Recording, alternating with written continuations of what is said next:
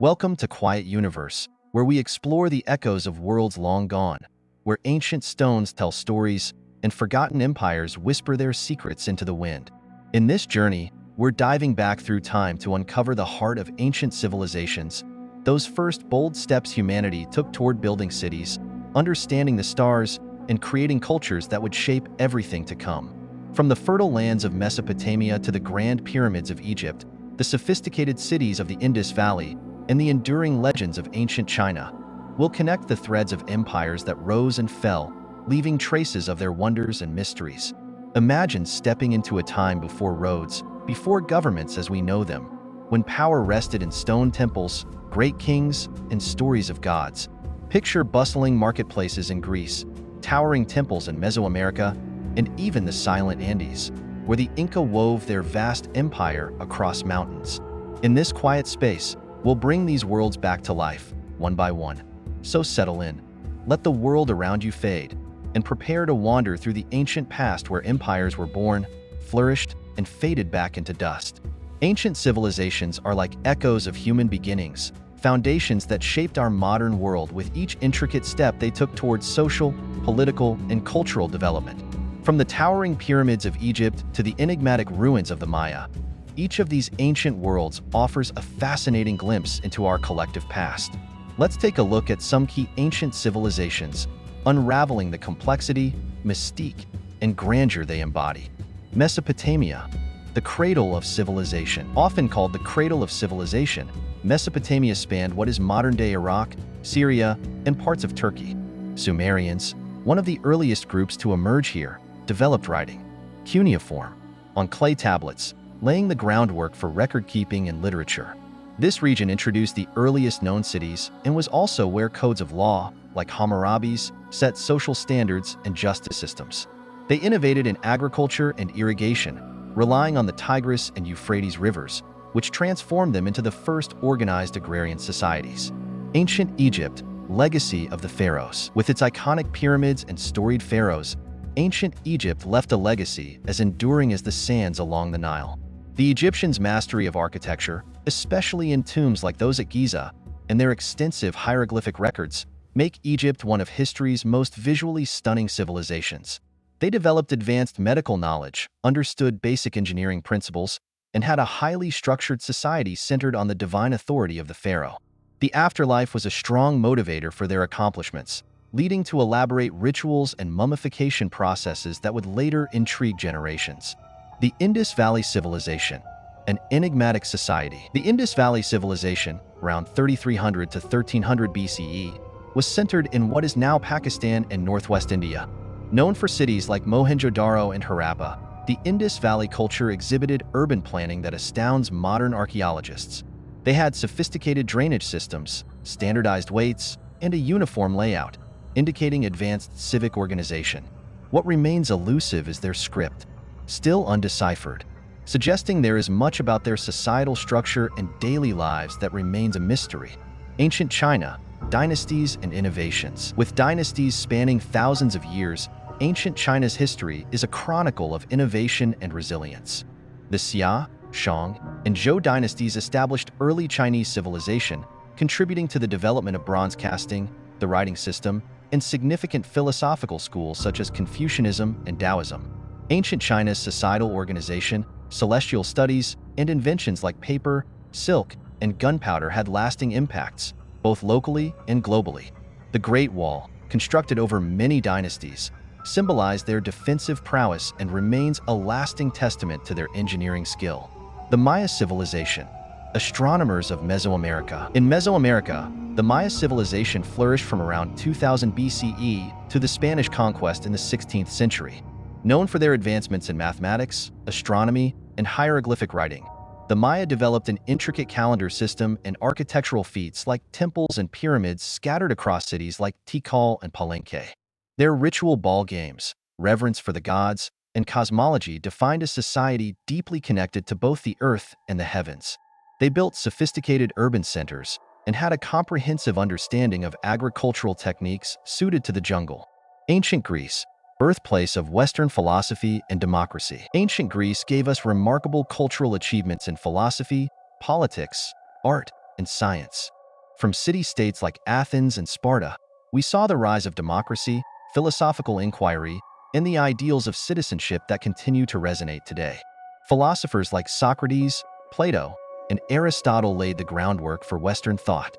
The Greeks also excelled in architecture, with structures like the Parthenon, and they held influential events like the Olympic Games. Their mythology, rooted in a complex pantheon of gods and goddesses, also became a lasting cultural treasure. The Roman Empire, builders of an empire. The Romans started as a small city-state but eventually grew into one of the largest empires in history, stretching across Europe, Africa, and Asia. Their legal system, engineering marvels, such as aqueducts, roads, and public baths, and military organization were unprecedented. They left behind architectural masterpieces like the Colosseum, the Pantheon, and enduring infrastructure. Latin, their language, forms the basis of many modern languages today. Roman culture blended with Greek and other regional influences, creating a powerful legacy in governance, law, and architecture that is still evident today. The Inca Empire, masters of the Andes. The Inca Empire, which spanned across modern-day Peru, Bolivia, Ecuador, and parts of Chile and Argentina, was the largest pre-Columbian empire in the Americas. Known for their sophisticated agricultural techniques, including terrace farming, and their vast network of roads across rugged Andean terrain, the Inca displayed remarkable resilience. They built stunning architectural sites, such as Machu Picchu, without the use of mortar, relying on precisely cut stones.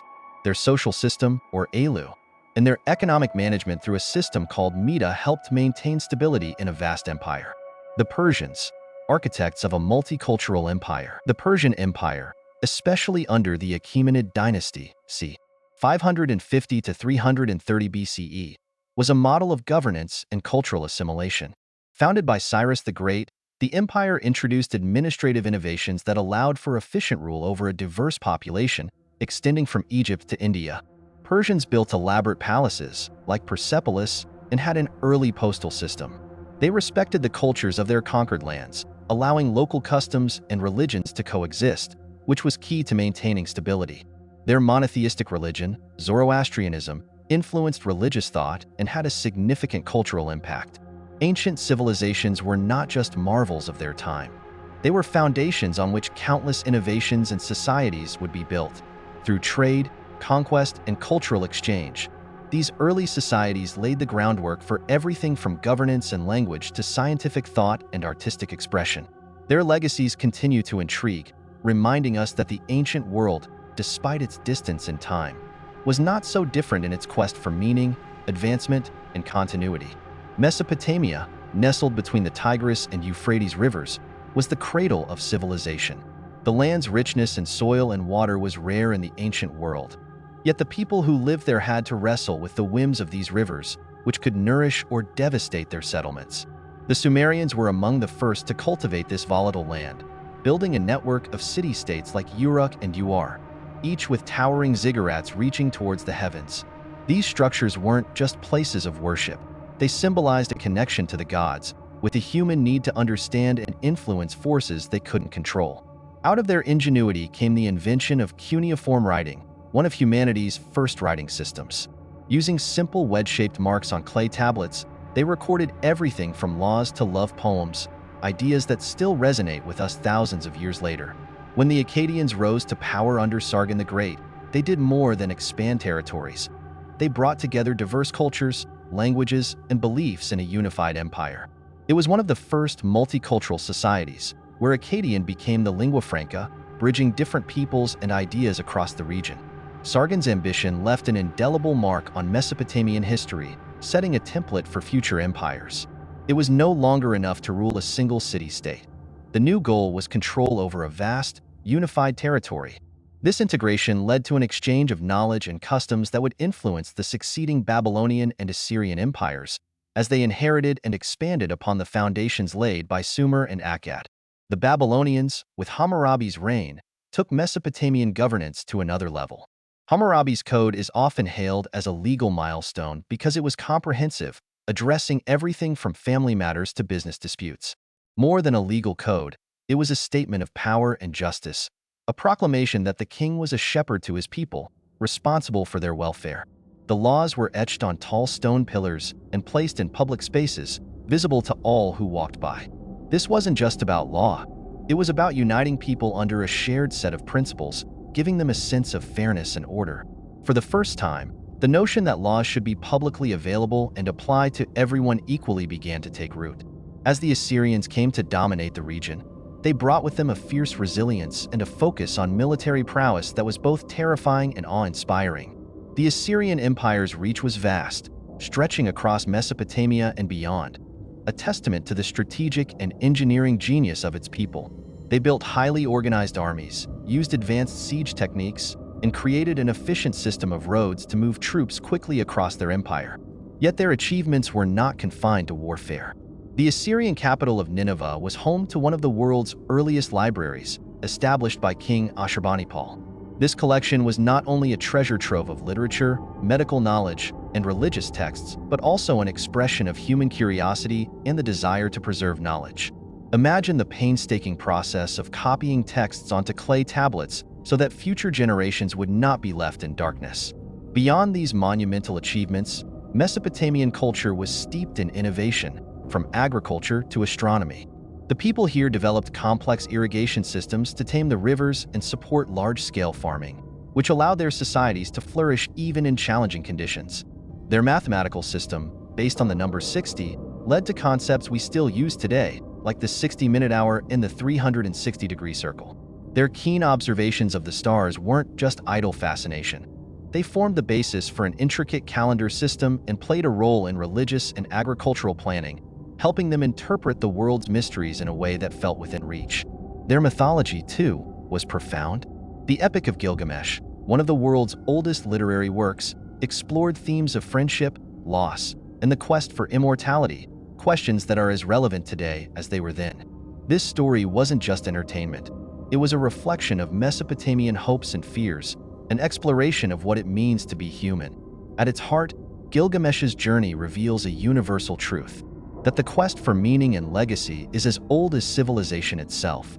Across centuries and dynasties, Mesopotamian societies were interconnected, influencing and learning from one another. They were bound by the rivers that gave them life, by a shared understanding of the world, and by the contributions they made to human knowledge and culture.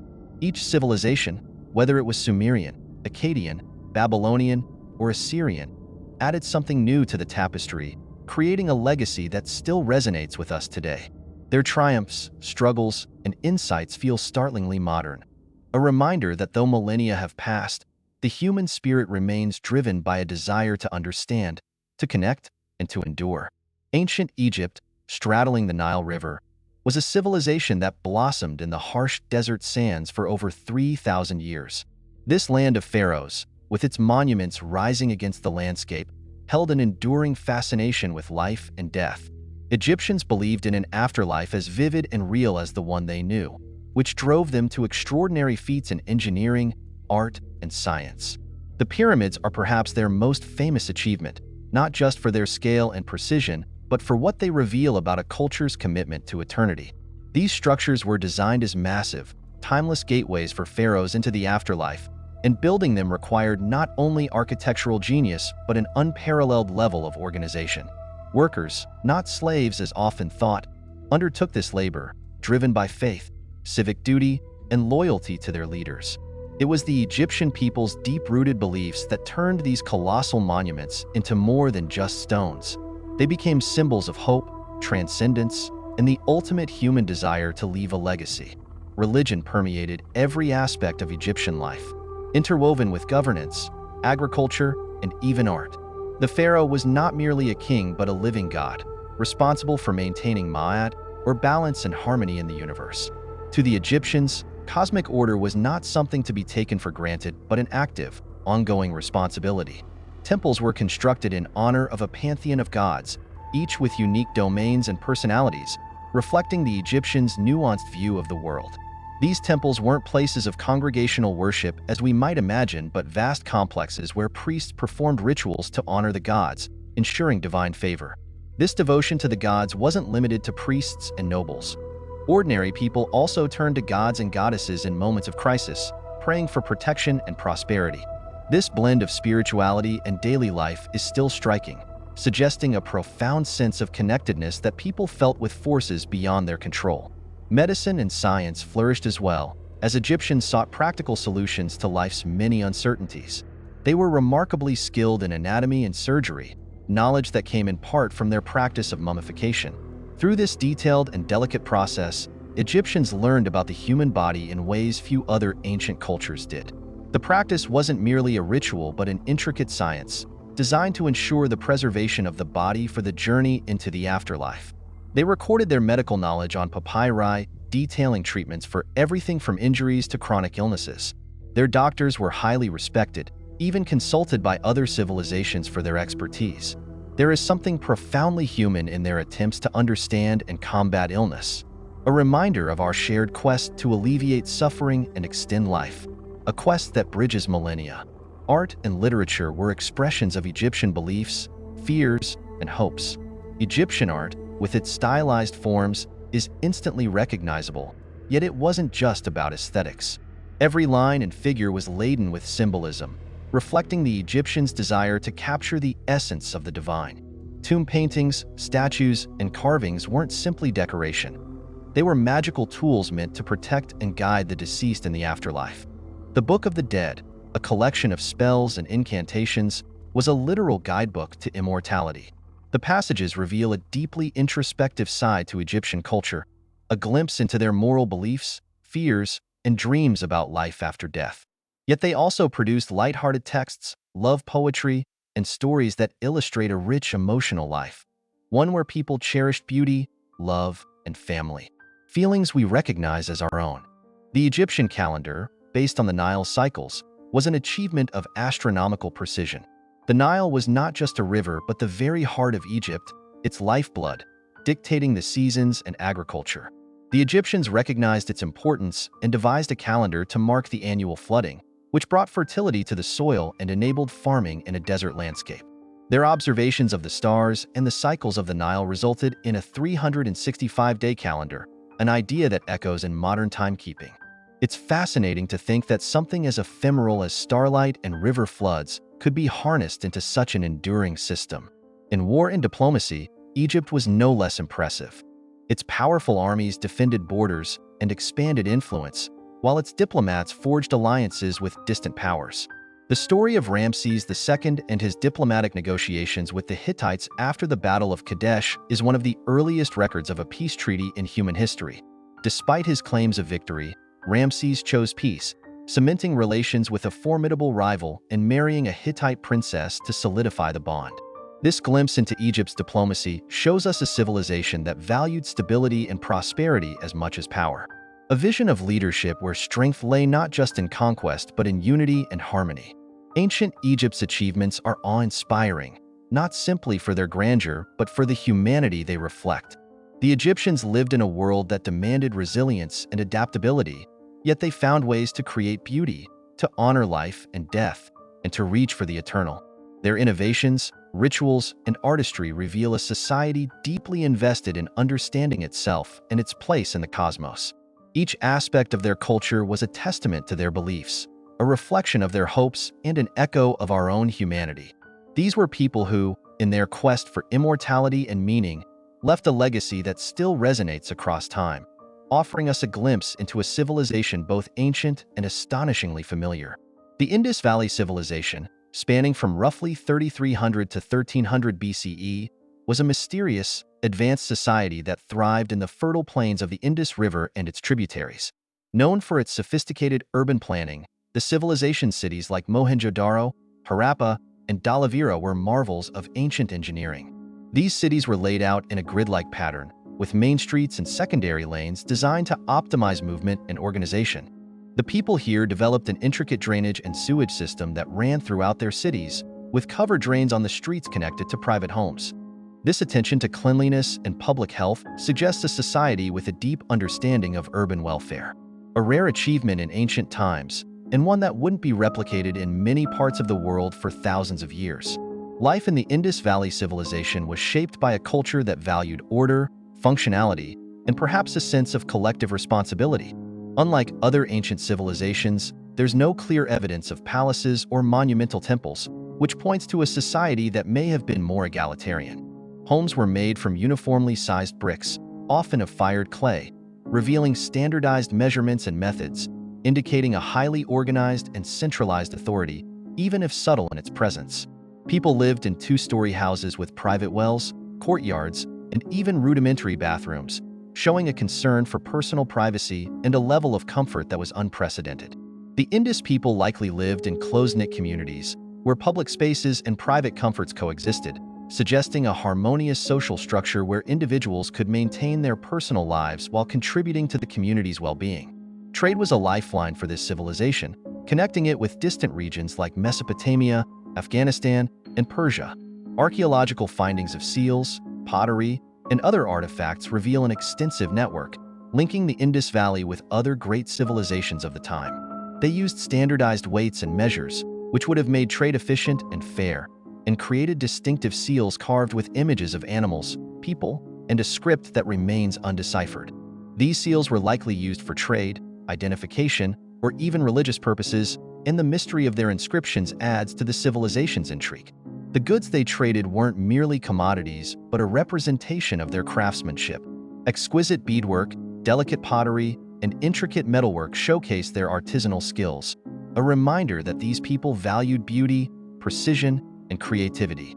The civilization's agricultural practices were advanced, with evidence of irrigation and crop rotation techniques that maximized the productivity of their fertile lands. Wheat, barley, and other grains were cultivated, and it's thought that they domesticated animals like cattle, water buffalo, and goats, integrating animal husbandry with farming. Their success in agriculture wasn't just about survival. It was a foundation that allowed their cities to flourish. Reliable food production supported large urban populations and enabled people to specialize in crafts, trade, and other professions.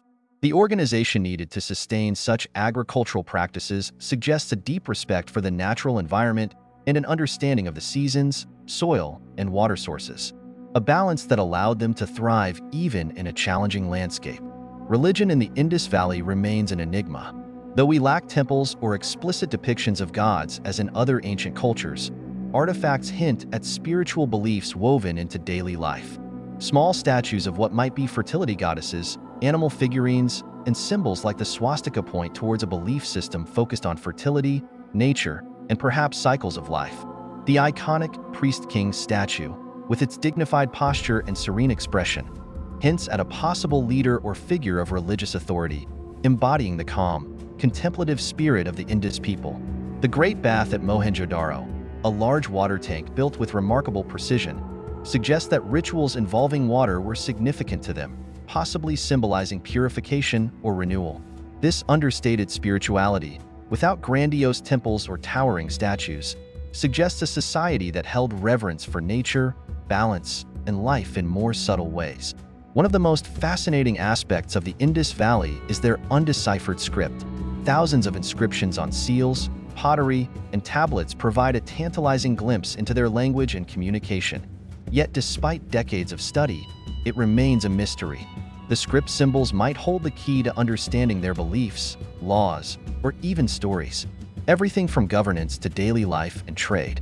Scholars have puzzled over these symbols, speculating about what they might reveal. Yet the silence of this language leaves the Indus people just out of reach. This mystery adds an alluring sense of depth to their civilization, a reminder that even as we uncover their roads, homes, and tools, their thoughts and voices remain hidden, waiting to be heard. The decline of the Indus Valley civilization is equally enigmatic. Scholars have suggested that climate change, shifting river patterns, or perhaps overexploitation of resources led to their city's gradual abandonment. Unlike the dramatic fall of many ancient empires, there's no evidence of a violent collapse. The people may have left their cities slowly, adapting to a new way of life in smaller, rural communities as the environment changed around them. This quiet end, lacking in battles or conquests, is both haunting and profoundly human. A society that thrived, adapted, and ultimately receded as the world around it transformed. Today, the ruins of the Indus Valley civilization offer us more questions than answers. Its achievements, urban planning, trade, sanitation, and craftsmanship, are awe-inspiring not just for their innovation, but for the human touch they reveal. The Indus people were careful architects of their world, creating lives filled with beauty, order, and connection. Though the meaning behind their script and their beliefs remain hidden, the legacy they left behind endures, offering us a glimpse into a culture that cherished both the practical and the profound.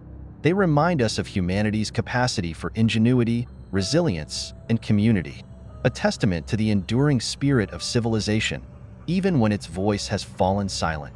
Ancient China, spanning the early Xia through to the powerful Han Dynasty, was a civilization grounded in innovation, philosophy, and resilience. The Xia dynasty, traditionally considered China's first, remains mysterious, blending history with myth. While concrete evidence of its existence is debated, legends surrounding Xia rulers and the stories of taming the devastating Yellow River floods tell us that these early Chinese people were battling a formidable environment to create a home and a culture. These myths may hold a core truth: people managing nature through a profound understanding of engineering and a commitment to survival. The Xia represent the roots of what would grow into one of the most enduring civilizations on Earth. The Shang dynasty, known for its bronze casting and the earliest examples of Chinese writing, brought about developments that went beyond basic survival. This era is marked by its unique ritualistic culture, where the art of divination and a reverence for ancestors were central to daily life. Shang rulers used oracle bones, tortoise shells, or animal bones, on which questions were inscribed before being subjected to heat. Cracks formed during this process were interpreted as messages from the divine. These inscriptions offer some of the oldest known examples of Chinese writing, which later evolved into a script used throughout Chinese history. The intricacies of bronze casting, which required high levels of skill and organization, are reflected in the elaborate ritual vessels that have been unearthed, hinting at a society deeply rooted in religion, tradition, and artistry. Through these practices, the Shang laid the foundation for Chinese spiritual beliefs and respect for heritage, values that would shape Chinese identity for centuries.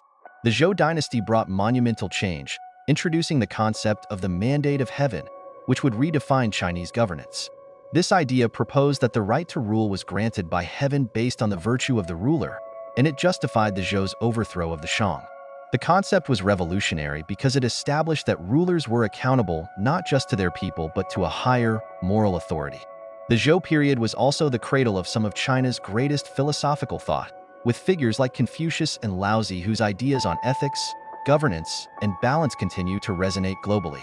Confucian ideals, emphasizing respect, family, and social harmony, took root during this period, shaping the character of Chinese society. Meanwhile, Taoism, with its focus on aligning oneself with the natural world, offered a different but complementary perspective. These philosophies, emerging in response to the era's chaos, represented more than teachings.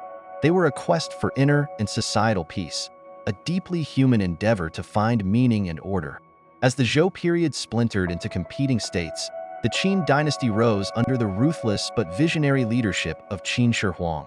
He unified China for the first time, a feat that required incredible ambition and sweeping reforms. The emperor standardized currency, weights, measures, and even the written script, forging a sense of unity in a vast land. He undertook monumental projects, most famously the construction of the Great Wall, an awe-inspiring testament to the power of human organization and labor. The wall wasn't merely a defense against invasions. It symbolized a boundary, a protective force, and a unifying line across the landscape. However, Qin Shi Huang's rule was harsh, marked by strict laws and severe punishments, leading to discontent despite the achievements. His obsession with immortality led him to create the Terracotta Army, a vast underground city meant to guard him in the afterlife. The soldiers, each uniquely crafted with individual facial expressions, suggest the complex relationship between rulers and their subjects. Here, we see the extremes of human ambition, from profound architectural achievements to a ruler's desperate attempt to defy death itself. After the Qin's short but intense rule, the Han dynasty emerged, blending structure with a gentler approach to governance.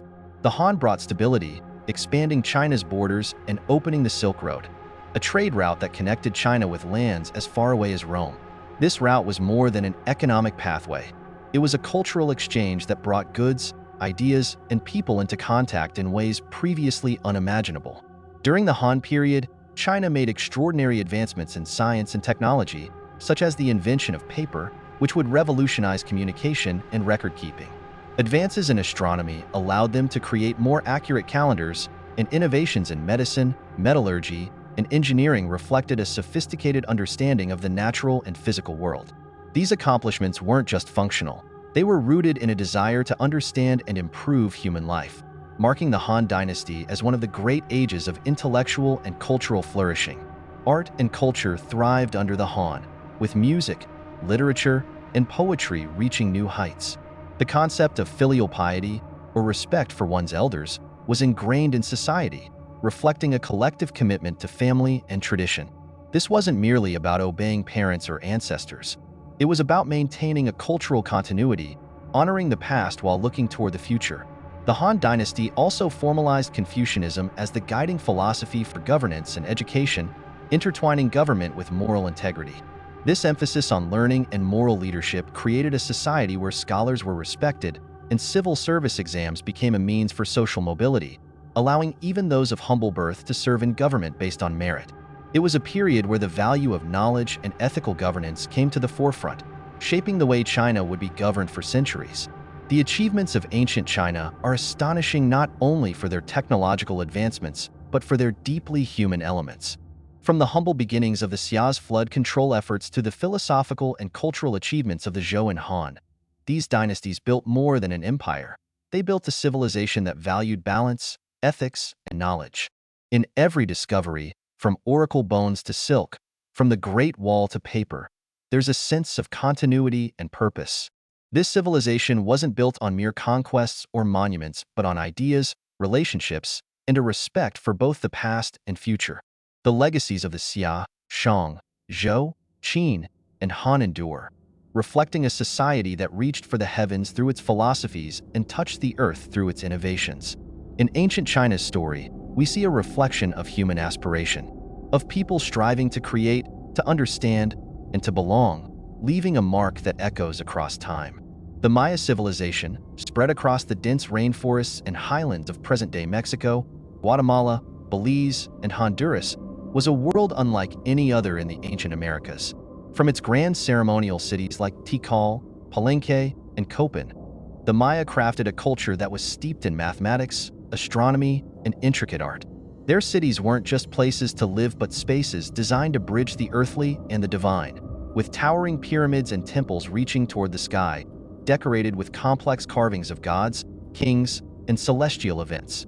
The Maya were unique in their approach to architecture and city planning, creating urban centers that harmonized with the surrounding landscape. These structures weren't randomly placed. The alignment with celestial bodies was crucial, as the Maya believed their lives were deeply influenced by the movements of stars and planets. This fascination with the cosmos wasn't merely aesthetic or religious. It drove their intellectual pursuits and became a foundation for their advanced knowledge in astronomy. The Maya developed a calendar system that was highly precise, a marvel of mathematical and astronomical understanding. They didn't have telescopes, yet their observations of the stars were shockingly accurate, allowing them to chart solar eclipses, the cycles of Venus, and the lunar months with incredible precision. Their calendar, based on a 260-day ritual cycle combined with a 365-day solar calendar, created a calendar-round cycle that repeats every 52 years, while their long count calendar extended far beyond, even beyond today's modern timelines. For the Maya, these calendars were more than just timekeepers. They were cosmic maps that guided religious ceremonies, agricultural cycles, and even political events. The long count calendar, famously ending one cycle in 2012, was a mark of the Maya's intellectual reach. A civilization that saw time not as linear but as something vast and cyclical, blending history, prophecy, and destiny. Writing, too, was a major achievement of the Maya. They developed one of the most sophisticated writing systems in the ancient world, a complex script of logograms and phonetic symbols that could convey everything from historical events to poetic literature. The Maya carved their history into stone monuments, painted on ceramics, and wrote on bark paper codices, which detailed not only their mythology but also their daily lives, politics, and cosmology. This writing system was more than an expression of language. It was a cultural lifeline, a way to connect generations. When deciphered centuries later, these inscriptions revealed stories of kings, dynasties, and wars, bringing the ancient Maya back to life in vivid detail. Despite the destruction of many of their codices by Spanish colonizers, enough of their inscriptions survived to offer a rare and intimate glimpse into their world. The Maya were skilled in a variety of artistic pursuits, and their art is perhaps among the most recognizable of the ancient Americas. From detailed carvings and stucco reliefs to vibrantly painted murals, they depicted scenes of daily life, mythological creatures, gods, and rulers. Their pottery, often painted with scenes of courtly life and mythology, shows us a civilization that was both deeply religious and surprisingly grounded. The Maya also excelled in creating jade sculptures, masks, and jewelry, items that held spiritual significance and often accompanied elites in their journey to the afterlife. Art was a way for the Maya to communicate with the divine, to celebrate their culture, and to leave a legacy that outlasted their cities. Maya society was organized around a series of city-states, each ruled by a powerful leader or a jah. These rulers often claimed divine descent, tying their legitimacy to the gods. Politics were complex, with alliances, wars, and shifting loyalties shaping the history of each city. Battles were fought not for conquest but to assert dominance, gain captives, and secure tribute. War captives held great significance and were often used in ritual sacrifices, which the Maya believed nourished the gods and maintained cosmic order. These practices weren't about mere brutality. They were deeply woven into Maya beliefs about life, death, and rebirth. Leaders were seen as intermediaries between the mortal and divine worlds, and their rituals reinforced the balance necessary to sustain society. Maya ceremonies, including bloodletting and human sacrifice, are disturbing to us now, but to them, these acts were about reciprocity and maintaining a connection with powerful, unpredictable deities. Agriculture was central to Maya life, with maize, beans, and squash forming the backbone of their diet. But the Maya faced difficult environments, from dense jungles to limestone-rich soils that were not always conducive to farming. In response, they innovated with raised fields, terracing, and complex irrigation systems, transforming landscapes to sustain growing populations. Their agricultural techniques, combined with an understanding of seasonal cycles, allowed them to feed cities that rose into the tens of thousands, all without the aid of draft animals or metal tools. The Mayas' relationship with nature was profound and intertwined with their spirituality. They saw themselves as part of a larger ecosystem and took care to maintain balance, recognizing the need to respect and live in harmony with their environment. Despite their achievements, the Maya civilization faced challenges that ultimately led to the decline of many of their great city-states. Deforestation, overpopulation, and prolonged droughts likely played a role, stressing their agricultural systems and leading to periods of famine and conflict. However, the Maya didn't disappear. Their culture adapted and continued in different forms, particularly in the northern Yucatan and in smaller communities throughout the region. This resilience speaks to the Maya's ability to endure, even as they faced natural and societal upheavals. They survived by retreating from urban centers and continuing their traditions, a testament to their strength and adaptability. The legacy of the Maya is a blend of mystery, brilliance, and beauty, preserved in their ruins, artifacts, and the descendants who carry on their language and customs today. From their pyramids rising through the jungle canopy to the remnants of their painted codices, the Maya civilization offers a window into a world where time, gods, and humans intersected in extraordinary ways. Their achievements in mathematics, astronomy, art, and architecture remain awe-inspiring reminders of what human societies can create when driven by a vision that extends beyond the present. The Maya left behind more than just relics. They left a reminder of a civilization whose understanding of life and the cosmos was as profound as it was enduring. Ancient Greece was a civilization that seemed to exist on the edge of the possible, where the power of the human mind and the drive to question, observe, and understand gave birth to ideas that would shape cultures for centuries to come. Imagine Athens in the 5th century BCE, a lively, chaotic city-state where the sounds of debate and argument echoed through the marketplace as philosophers, politicians, and poets passionately challenged each other's views. It was here that some of the most profound thinkers, such as Socrates, Plato, and Aristotle, laid down the first philosophies of logic, ethics, and science. Their inquiries asked people to question the nature of reality, knowledge, and virtue, sparking intellectual movements that dared to defy tradition and superstition, while giving rise to what we now call Western philosophy. Equally astonishing was Greece's approach to democracy, a radical experiment in which power was, at least in theory, handed to the people.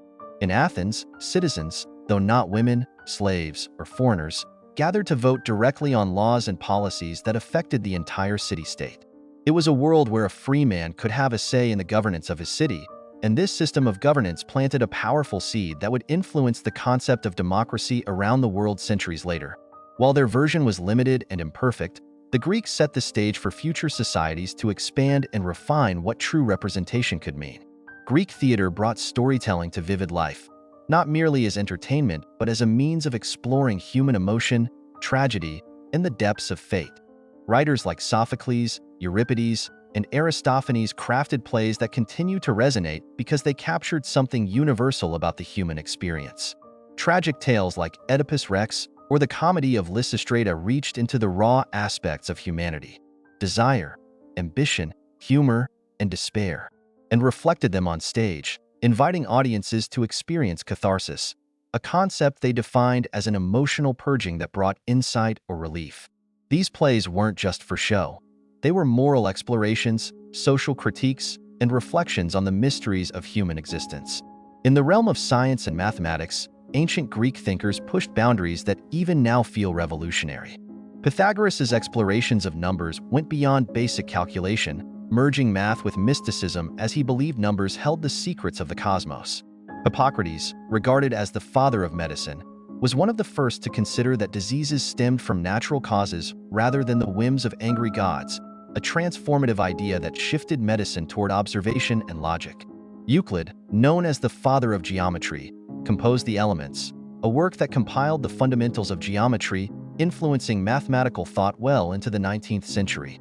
And then there was Archimedes, whose discoveries in physics and engineering, like the principle of buoyancy and the development of simple machines, laid the groundwork for fields we study to this day. Their works embodied the relentless Greek pursuit of logos, or rational order, in a world filled with mysteries. Ancient Greece wasn't all intellectual pursuits. Its people celebrated life in full and vivid ways, finding balance in physical and mental strength. The Olympic Games, which began as a simple festival in Olympia in honor of Zeus, developed into a powerful symbol of athleticism and human potential. Competitors from various city-states gathered to showcase their physical prowess in sports like wrestling, running, and chariot racing, fostering a sense of pan-Hellenic unity and cultural pride that transcended local rivalries. The concept of the Olympics captured the Greek admiration for arete, or excellence, a virtue that encouraged individuals to strive for greatness in both mind and body. Greek artistry, too, transformed the world, moving beyond rigid depictions of gods and heroes to representations of human beauty and emotion. Sculptors like Phidias and Polykleitos introduced lifelike figures that celebrated the human form, mastering techniques of symmetry, proportion, and balance that brought their statues to life.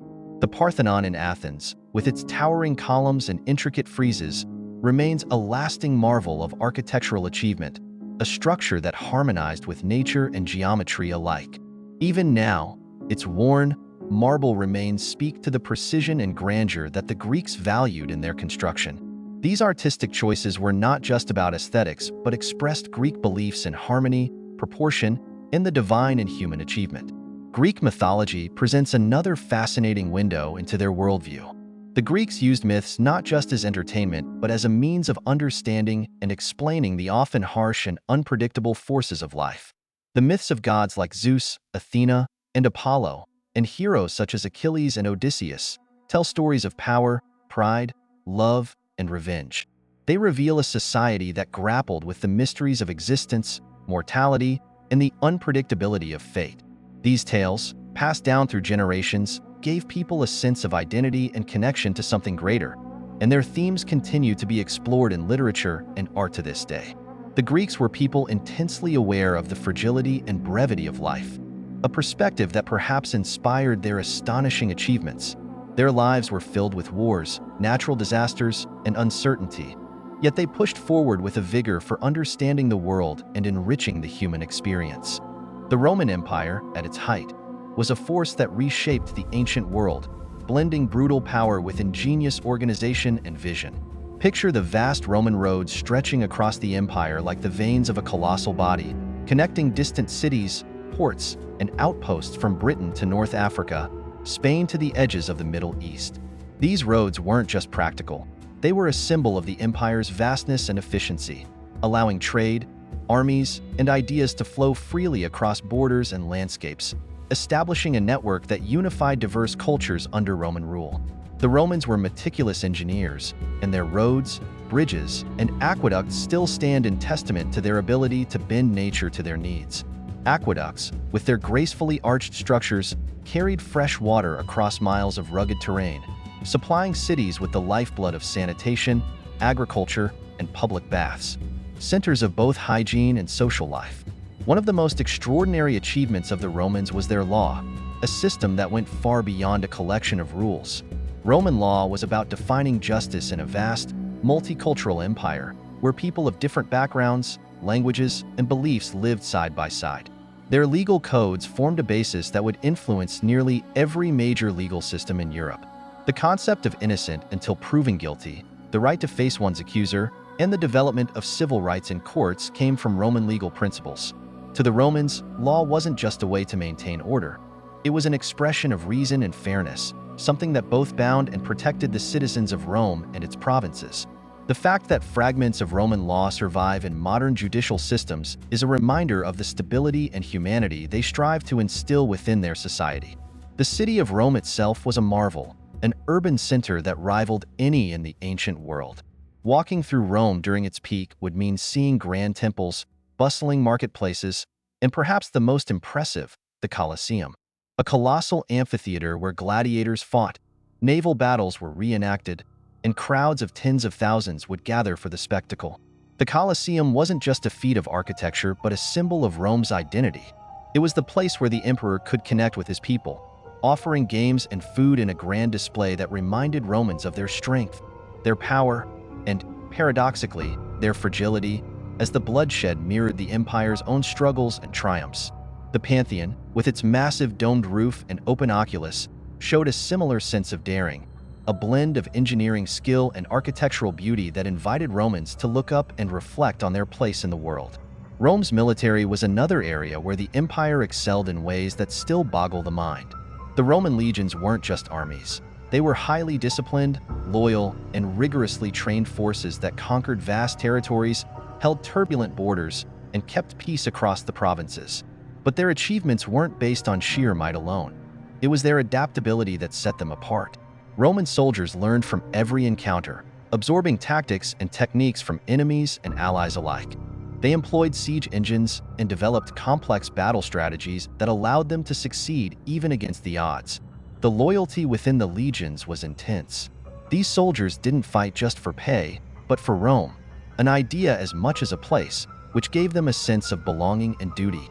Veterans received land and status, creating a society where military service could elevate one's life, binding personal ambition to the success of the empire. Culture flourished within the empire as well, with Roman artists, poets, philosophers, and historians creating a wealth of literature that both celebrated and critiqued their society. Writers like Virgil, with his Aeneid, fashioned epic stories that wove the history of Rome with its mythology, giving the Romans a sense of destiny and continuity. Historian Tacitus, on the other hand, provided brutally honest accounts of Roman leadership, capturing the strengths and flaws of emperors, from the tyranny of Nero to the sagacity of Marcus Aurelius. These works left a record of Rome that was as human and multifaceted as the empire itself, both noble and flawed, grand and intimate. The Romans were innovators in governance, too, creating a complex bureaucratic system that managed everything from taxes and public infrastructure to local laws and military organization. They employed a mix of local governors, soldiers, and Roman officials to oversee their provinces, allowing them to govern vast populations without imposing direct Roman rule in every case. By giving certain local leaders and elites a stake in the empire, they created a structure that was resilient and adaptive. In fact, Roman citizenship was one of the empire's most powerful tools. By extending it gradually to people in the provinces, the Romans created loyalty and a sense of inclusion that, even in times of hardship, bound the provinces to the empire. Religion, too, became a fascinating realm of adaptation and evolution under Roman rule. Initially, the Romans worshipped a pantheon similar to that of the Greeks, but as the empire expanded, they absorbed and respected the deities and practices of the people they ruled. Over time, religious tolerance allowed cults and new religions to spread within Rome, including Christianity, which started as a small, persecuted faith but grew into the official religion of the empire by the 4th century CE. This shift transformed Roman identity and laid the groundwork for the spread of Christianity across Europe, leaving a religious legacy that would shape Western civilization profoundly. The fall of Rome is as legendary as its rise, a slow unraveling brought on by internal strife, economic instability, and pressure from invading forces. It wasn't a single event but a series of crises that chipped away at the empire's foundations until it crumbled.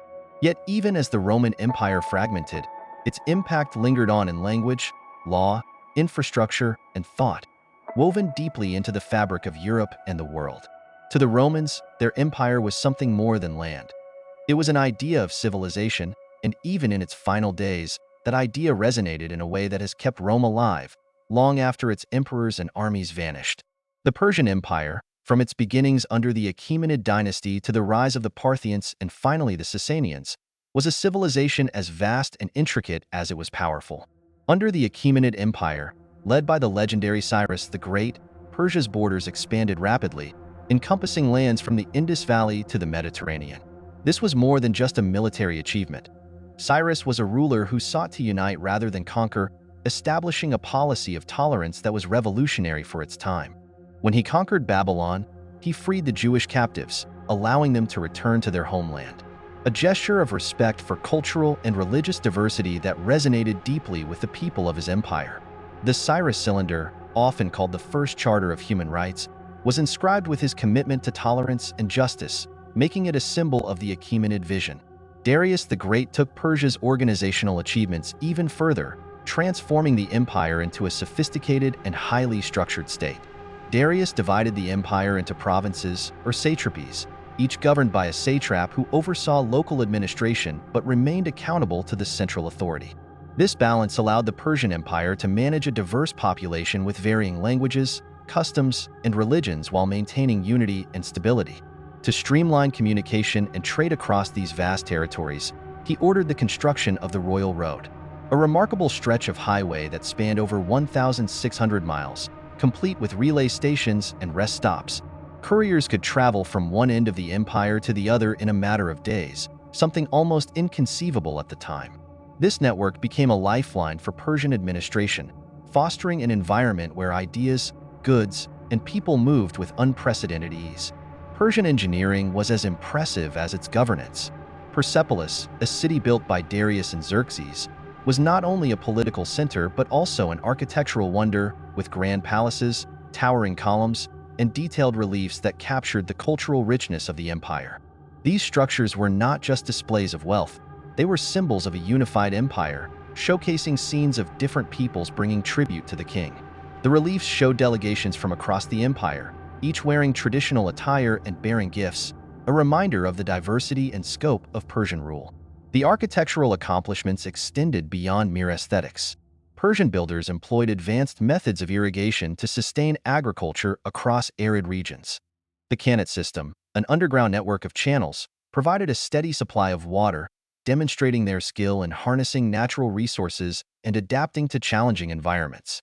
The Parthian Empire, which succeeded the Achaemenids, was known for its unique ability to combine Persian traditions with Greek influences inherited from Alexander the Great's conquests.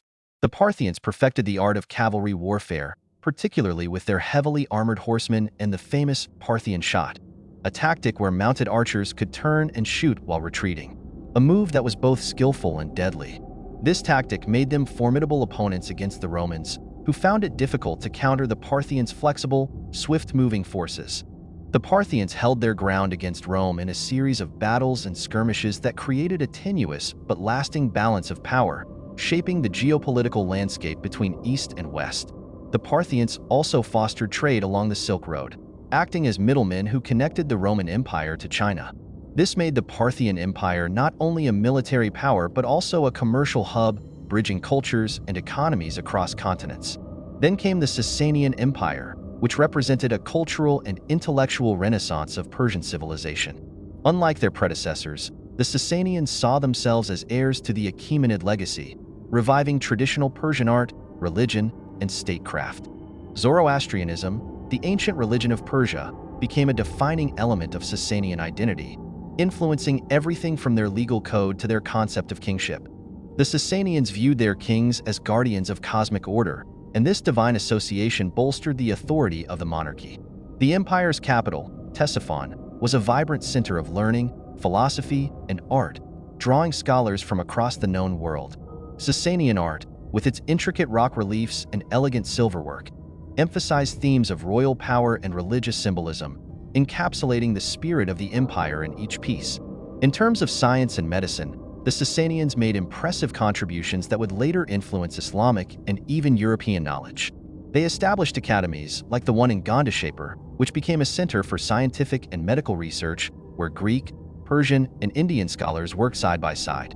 The academy taught medicine, philosophy, mathematics, and astronomy, and it was here that many classical works were translated into Persian and Syriac, preserving them for future generations.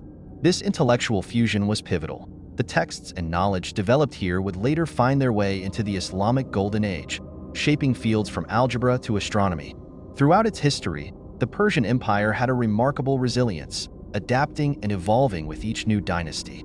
It was an empire that respected its diversity, practiced tolerance, and believed in order balanced with individual freedom, a vision that, even in ancient times, inspired loyalty and admiration. Its legacy can be felt in fields as varied as architecture, governance, military strategy, and philosophy. Whether under the Achaemenids, Parthians, or Sasanians, the Persian Empire stood as a beacon of cultural synthesis, innovation, and ambition, leaving an imprint that would echo through history long after its fall. The Inca Empire was a remarkable civilization that rose high in the Andes, creating an empire without the wheel, a written language, or iron tools.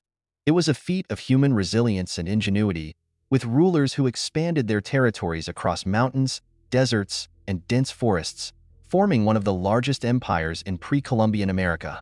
Imagine their capital, Cusco, an organized city meticulously designed to resemble a puma when viewed from above, a reflection of the Incas' connection to both their environment and their spirituality. This design wasn't accidental. It symbolized power, unity, and the Incas' ability to create order from chaos in a landscape that was anything but predictable. At the heart of Cusco stood the Grand Temple of Coricancha, covered in sheets of gold, which gleamed in the sun as an offering to Inti, the sun god. This wasn't just a symbol of wealth, but a profound expression of their reverence for nature, their gods, and the belief that their rulers were directly descended from the sun itself. One of the Incas' most astonishing achievements was their ability to build in the harshest terrains. The masterpiece of Machu Picchu, perched nearly 8,000 feet above sea level on a mountaintop, is proof of their architectural brilliance and adaptability. Without mortar, using only precisely cut stones that fit together so tightly you couldn't slip a blade between them, they created structures that have survived centuries of earthquakes and weather. Machu Picchu wasn't just a city, it was a sacred retreat, a place where religious ceremonies intertwined with the rhythm of the natural world, and its layout aligned with celestial events. The Incas built structures to observe solstices and equinoxes, capturing sunlight and shadow in ways that echoed their intricate understanding of the universe. This mastery of stonework and spatial design was the result of generations of knowledge passed down, a deep connection to their surroundings that allowed them to harmonize their structures with the landscape. Communication across such a vast empire was another challenge, and here the Incas excelled with their creation of the quipu, a system of knotted cords that kept records and conveyed information. Though still not fully deciphered, quipus allowed the Incas to store information on crops, population, and taxes, an ingenious way to manage an empire without written words. The quipu keepers, or quipucamaics, held a prestigious position, entrusted with decoding this complex knot language, which served as a living archive of Incan society. Additionally, they built a road system that spanned over 24,000 miles, one of the most extensive in the ancient world, despite the rugged terrain of the Andes. These roads were masterfully constructed, with paved surfaces, drainage systems, and stairways, connecting all parts of the empire from coastal deserts to high mountains. Along these roads, they stationed chasquis, relay runners who could carry messages and small goods at remarkable speeds, ensuring that news traveled swiftly and efficiently across the empire.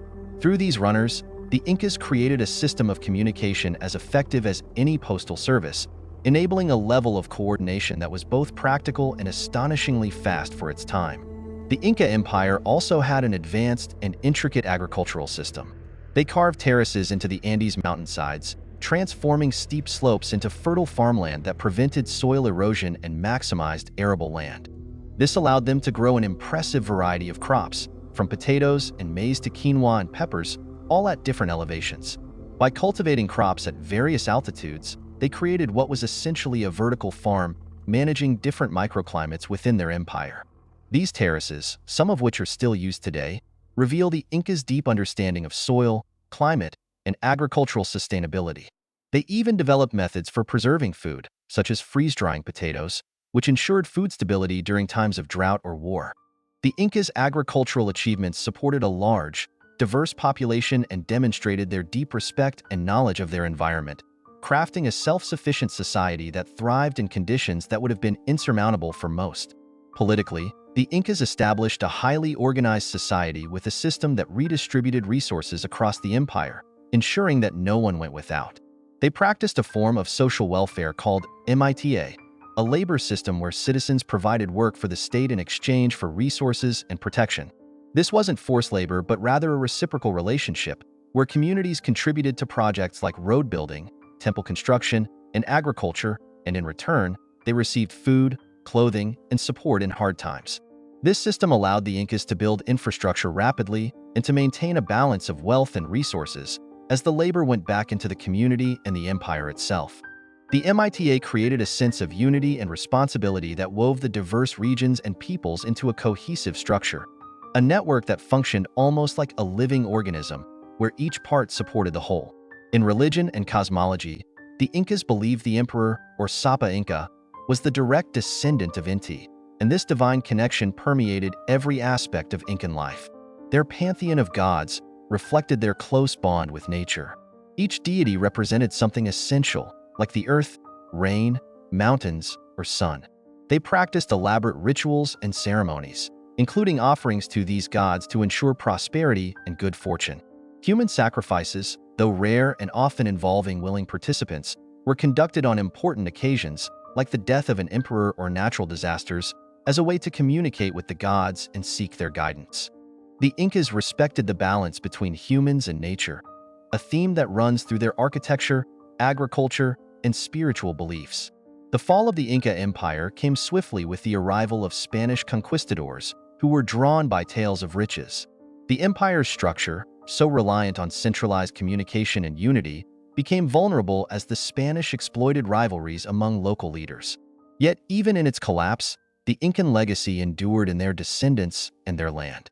Today, their terraces, roads, and the ruins of Machu Picchu stand as a reminder of a people who, against the odds of geography and environment, created a society that thrived in harmony with the world around them.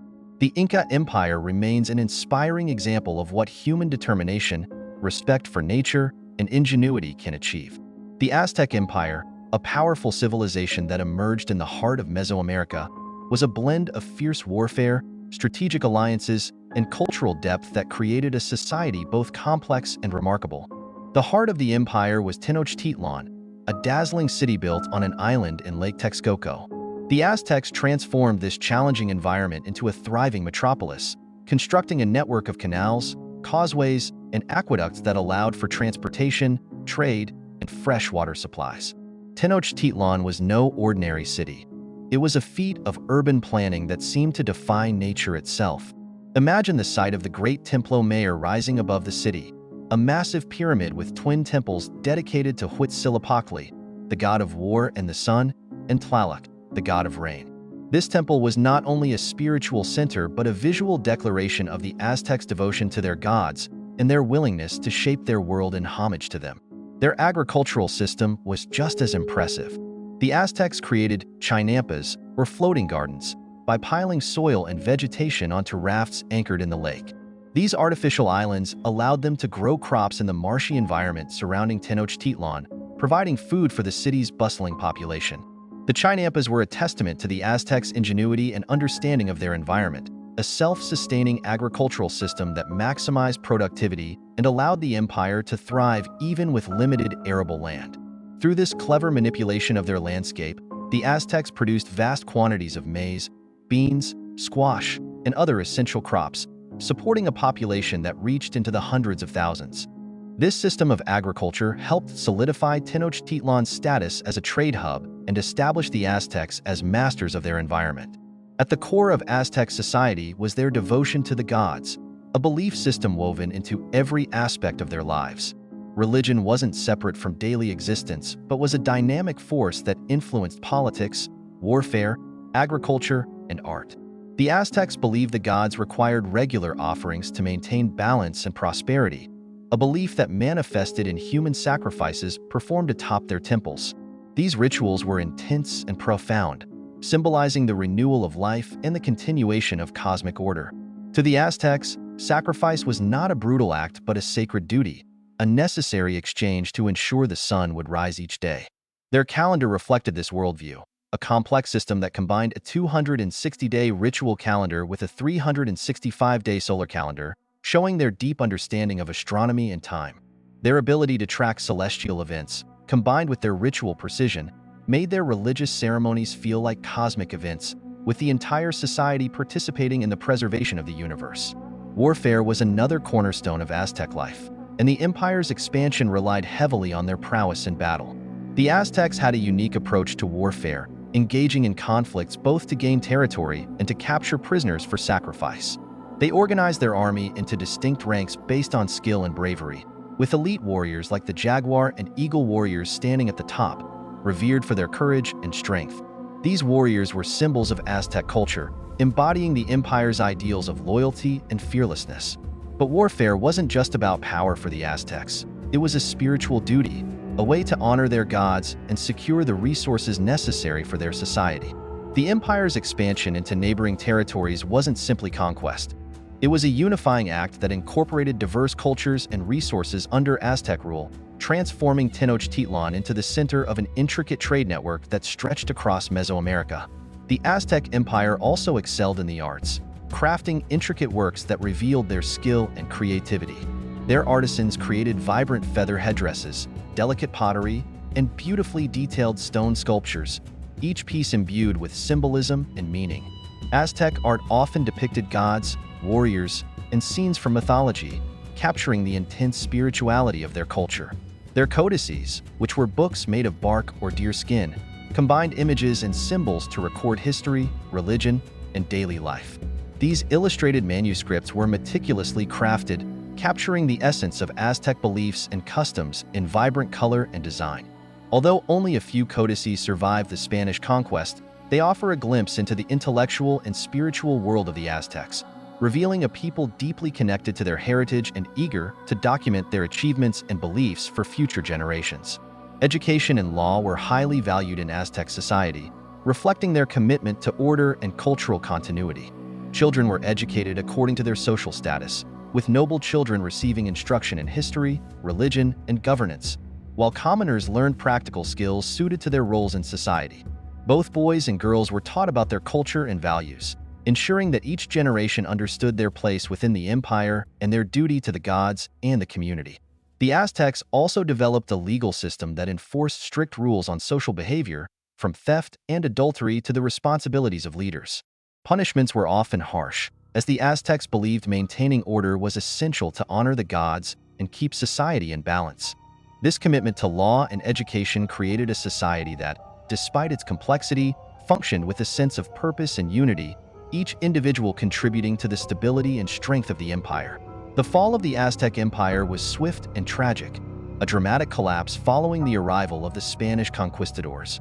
Initially, the Aztecs perceived the arrival of Hernán Cortés and his men as a potential fulfillment of prophecy, leading to tense but diplomatic interactions. However, the introduction of new diseases, combined with the tactical advantage of the Spanish and the support of local tribes resentful of Aztec rule, led to the downfall of Tenochtitlan. Despite their advanced organization, military might, and cultural resilience, the empire could not withstand the combined forces that brought it to its end. Today, The ruins of Tenochtitlan lie beneath Mexico City, but the legacy of the Aztecs endures in the art, stories, and traditions that survived, a testament to the heights reached by a civilization that, against all odds, carved out a lasting place in history. The Nubian or Kushite civilization is one of the most remarkable and overlooked chapters in ancient history, unfolding along the Nile in what is now Sudan. Their story stretches back thousands of years, intertwined with Egypt but carrying its own distinct legacy. For a civilization that thrived amidst the desert's searing heat and arid plains, the Nubians managed to craft an empire that was both resilient and innovative, carving out a unique identity in a world that often overshadowed them with larger empires to their north. Yet, they stood out in their own right, cultivating a realm that left behind traces of power, culture, and incredible adaptability.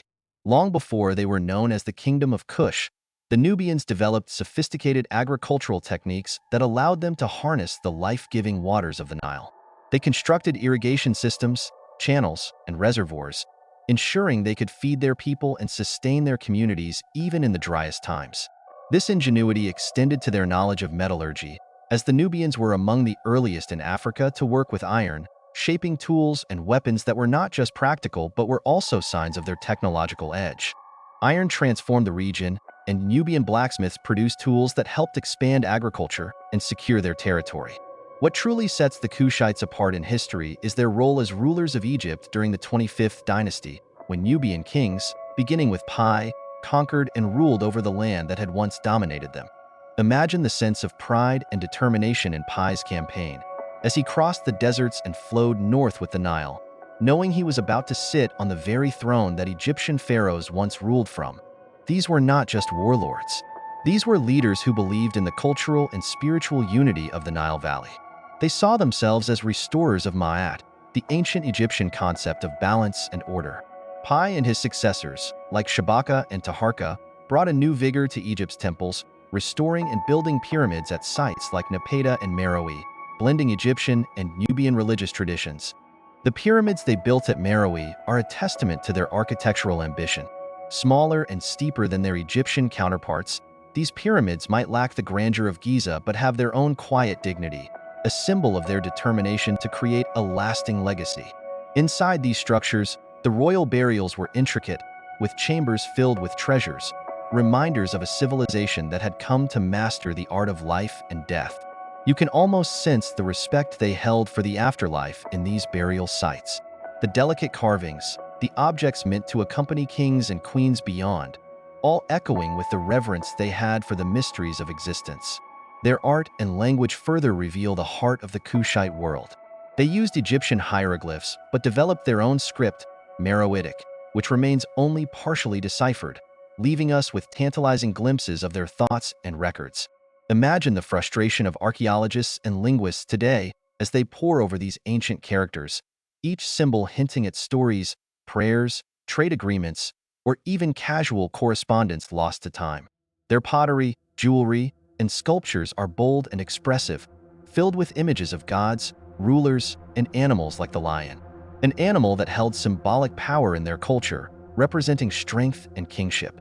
Religion was a central pillar for the Nubians, binding their everyday life to the rhythms of the cosmos and the will of their gods. Ammonius, a deity they inherited from Egyptian beliefs, became especially important in Nubia, where priests held significant influence. The great temple at Jebel Barkal, situated at the base of a sacred mountain, was believed to be a seat of the gods themselves.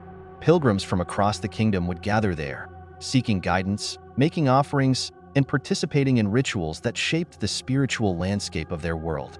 The Kushites carried these practices into their Egyptian rule, showing that even as conquerors, they sought continuity and harmony with ancient traditions.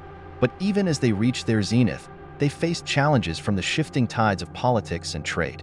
The Romans, after defeating Egypt, set their sights southward, leading to a series of confrontations with the Nubians.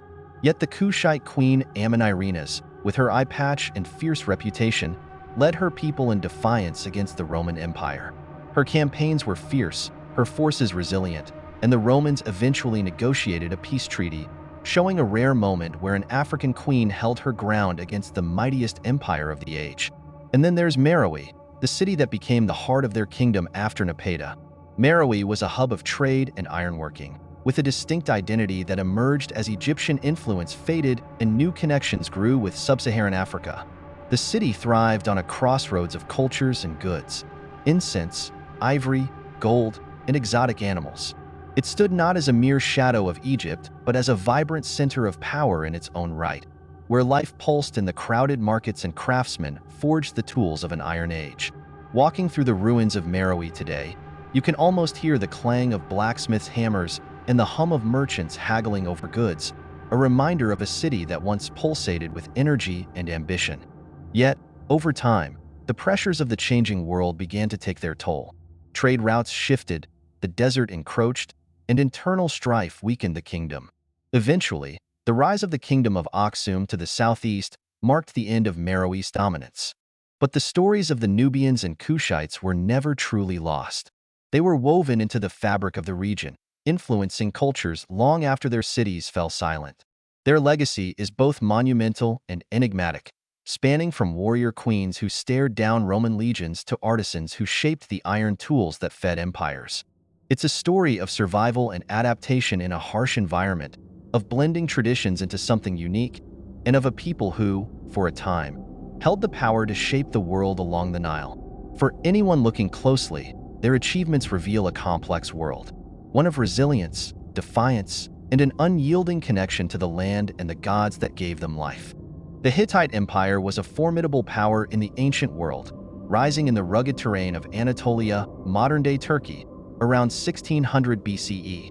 For a long time, they were just a name in obscure records and mysterious tablets. But what these artifacts have revealed is a civilization that could stand shoulder to shoulder with the great powers of the ancient Near East: Egypt, Babylon, and Assyria.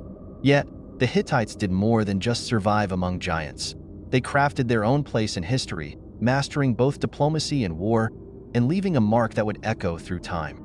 In a region known for its fierce winters and steep, rocky landscapes, the Hittites built their capital, Hattusa. This city, nestled in a natural fortress of hills and plateaus, became a symbol of their strength and resilience. Walking through its ruins today, you can see the massive stone walls they constructed, with gates adorned by lion and sphinx statues. These were not just defensive structures. They embodied the Hittite spirit, combining the raw power of their military with a keen sense of aesthetics and spiritual belief. Hattusa became the center of their world, a place where their kings, priests, and scribes worked in tandem to maintain a complex society. The Hittites were masters of bureaucracy, recording their treaties, religious texts, and legal codes on clay tablets. The discovery of their archives, buried under the ruins of Hattusa, has given us a window into their world. These tablets reveal an empire that thrived on diplomacy as much as it did on the sword. They crafted treaties with their neighbors that are some of the earliest surviving written diplomatic agreements in history. One of the most remarkable is the Treaty of Kadesh, signed with Egypt around 1259 BCE. After a titanic battle between Pharaoh Ramesses II and the Hittite king Muali II, they settled into an uneasy peace. It wasn't just about borders. It was an agreement for mutual aid and defense, a pact that stands as the earliest known peace treaty between two major powers. It's a moment that speaks to the Hittites' pragmatism and their ability to navigate the shifting sands of ancient geopolitics. But for all their diplomatic finesse, the Hittites were also warriors. Their military prowess was rooted in their innovative use of chariots, which they adapted to the mountainous terrain of Anatolia and beyond.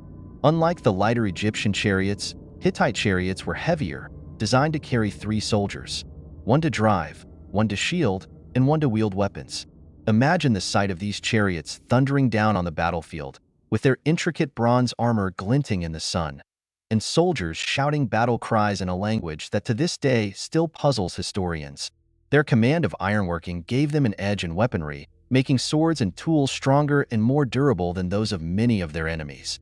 They became known for their ability to push boundaries, both literally in terms of their territory and metaphorically in their technological advances.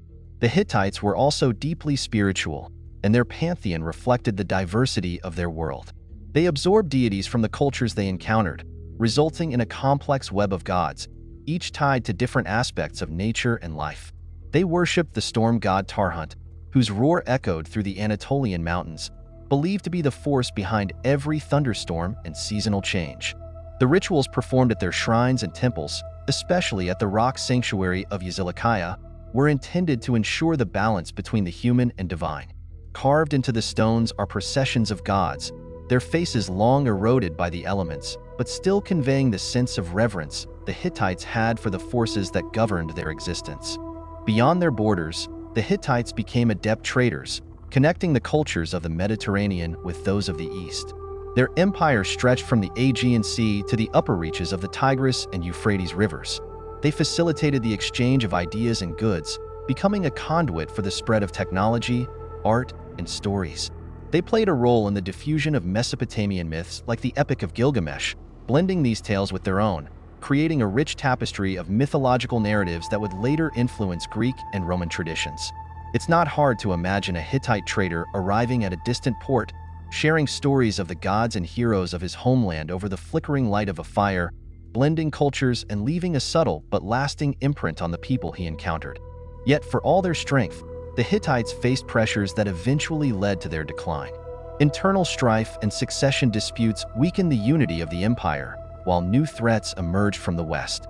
The Sea Peoples, a mysterious confederation of raiders, struck at their coastal cities and disrupted trade. There is a certain poignancy in imagining the fall of Hattusa around 1200 BCE. The once mighty walls crumbled, and the city that had been a beacon of Hittite power was abandoned, its archives left buried in the ashes. The great kings who once ruled from its palaces became little more than names inscribed on broken tablets, waiting to be rediscovered thousands of years later. The story of the Hittites didn't end there, though. Their cultural influence persisted even after their empire vanished.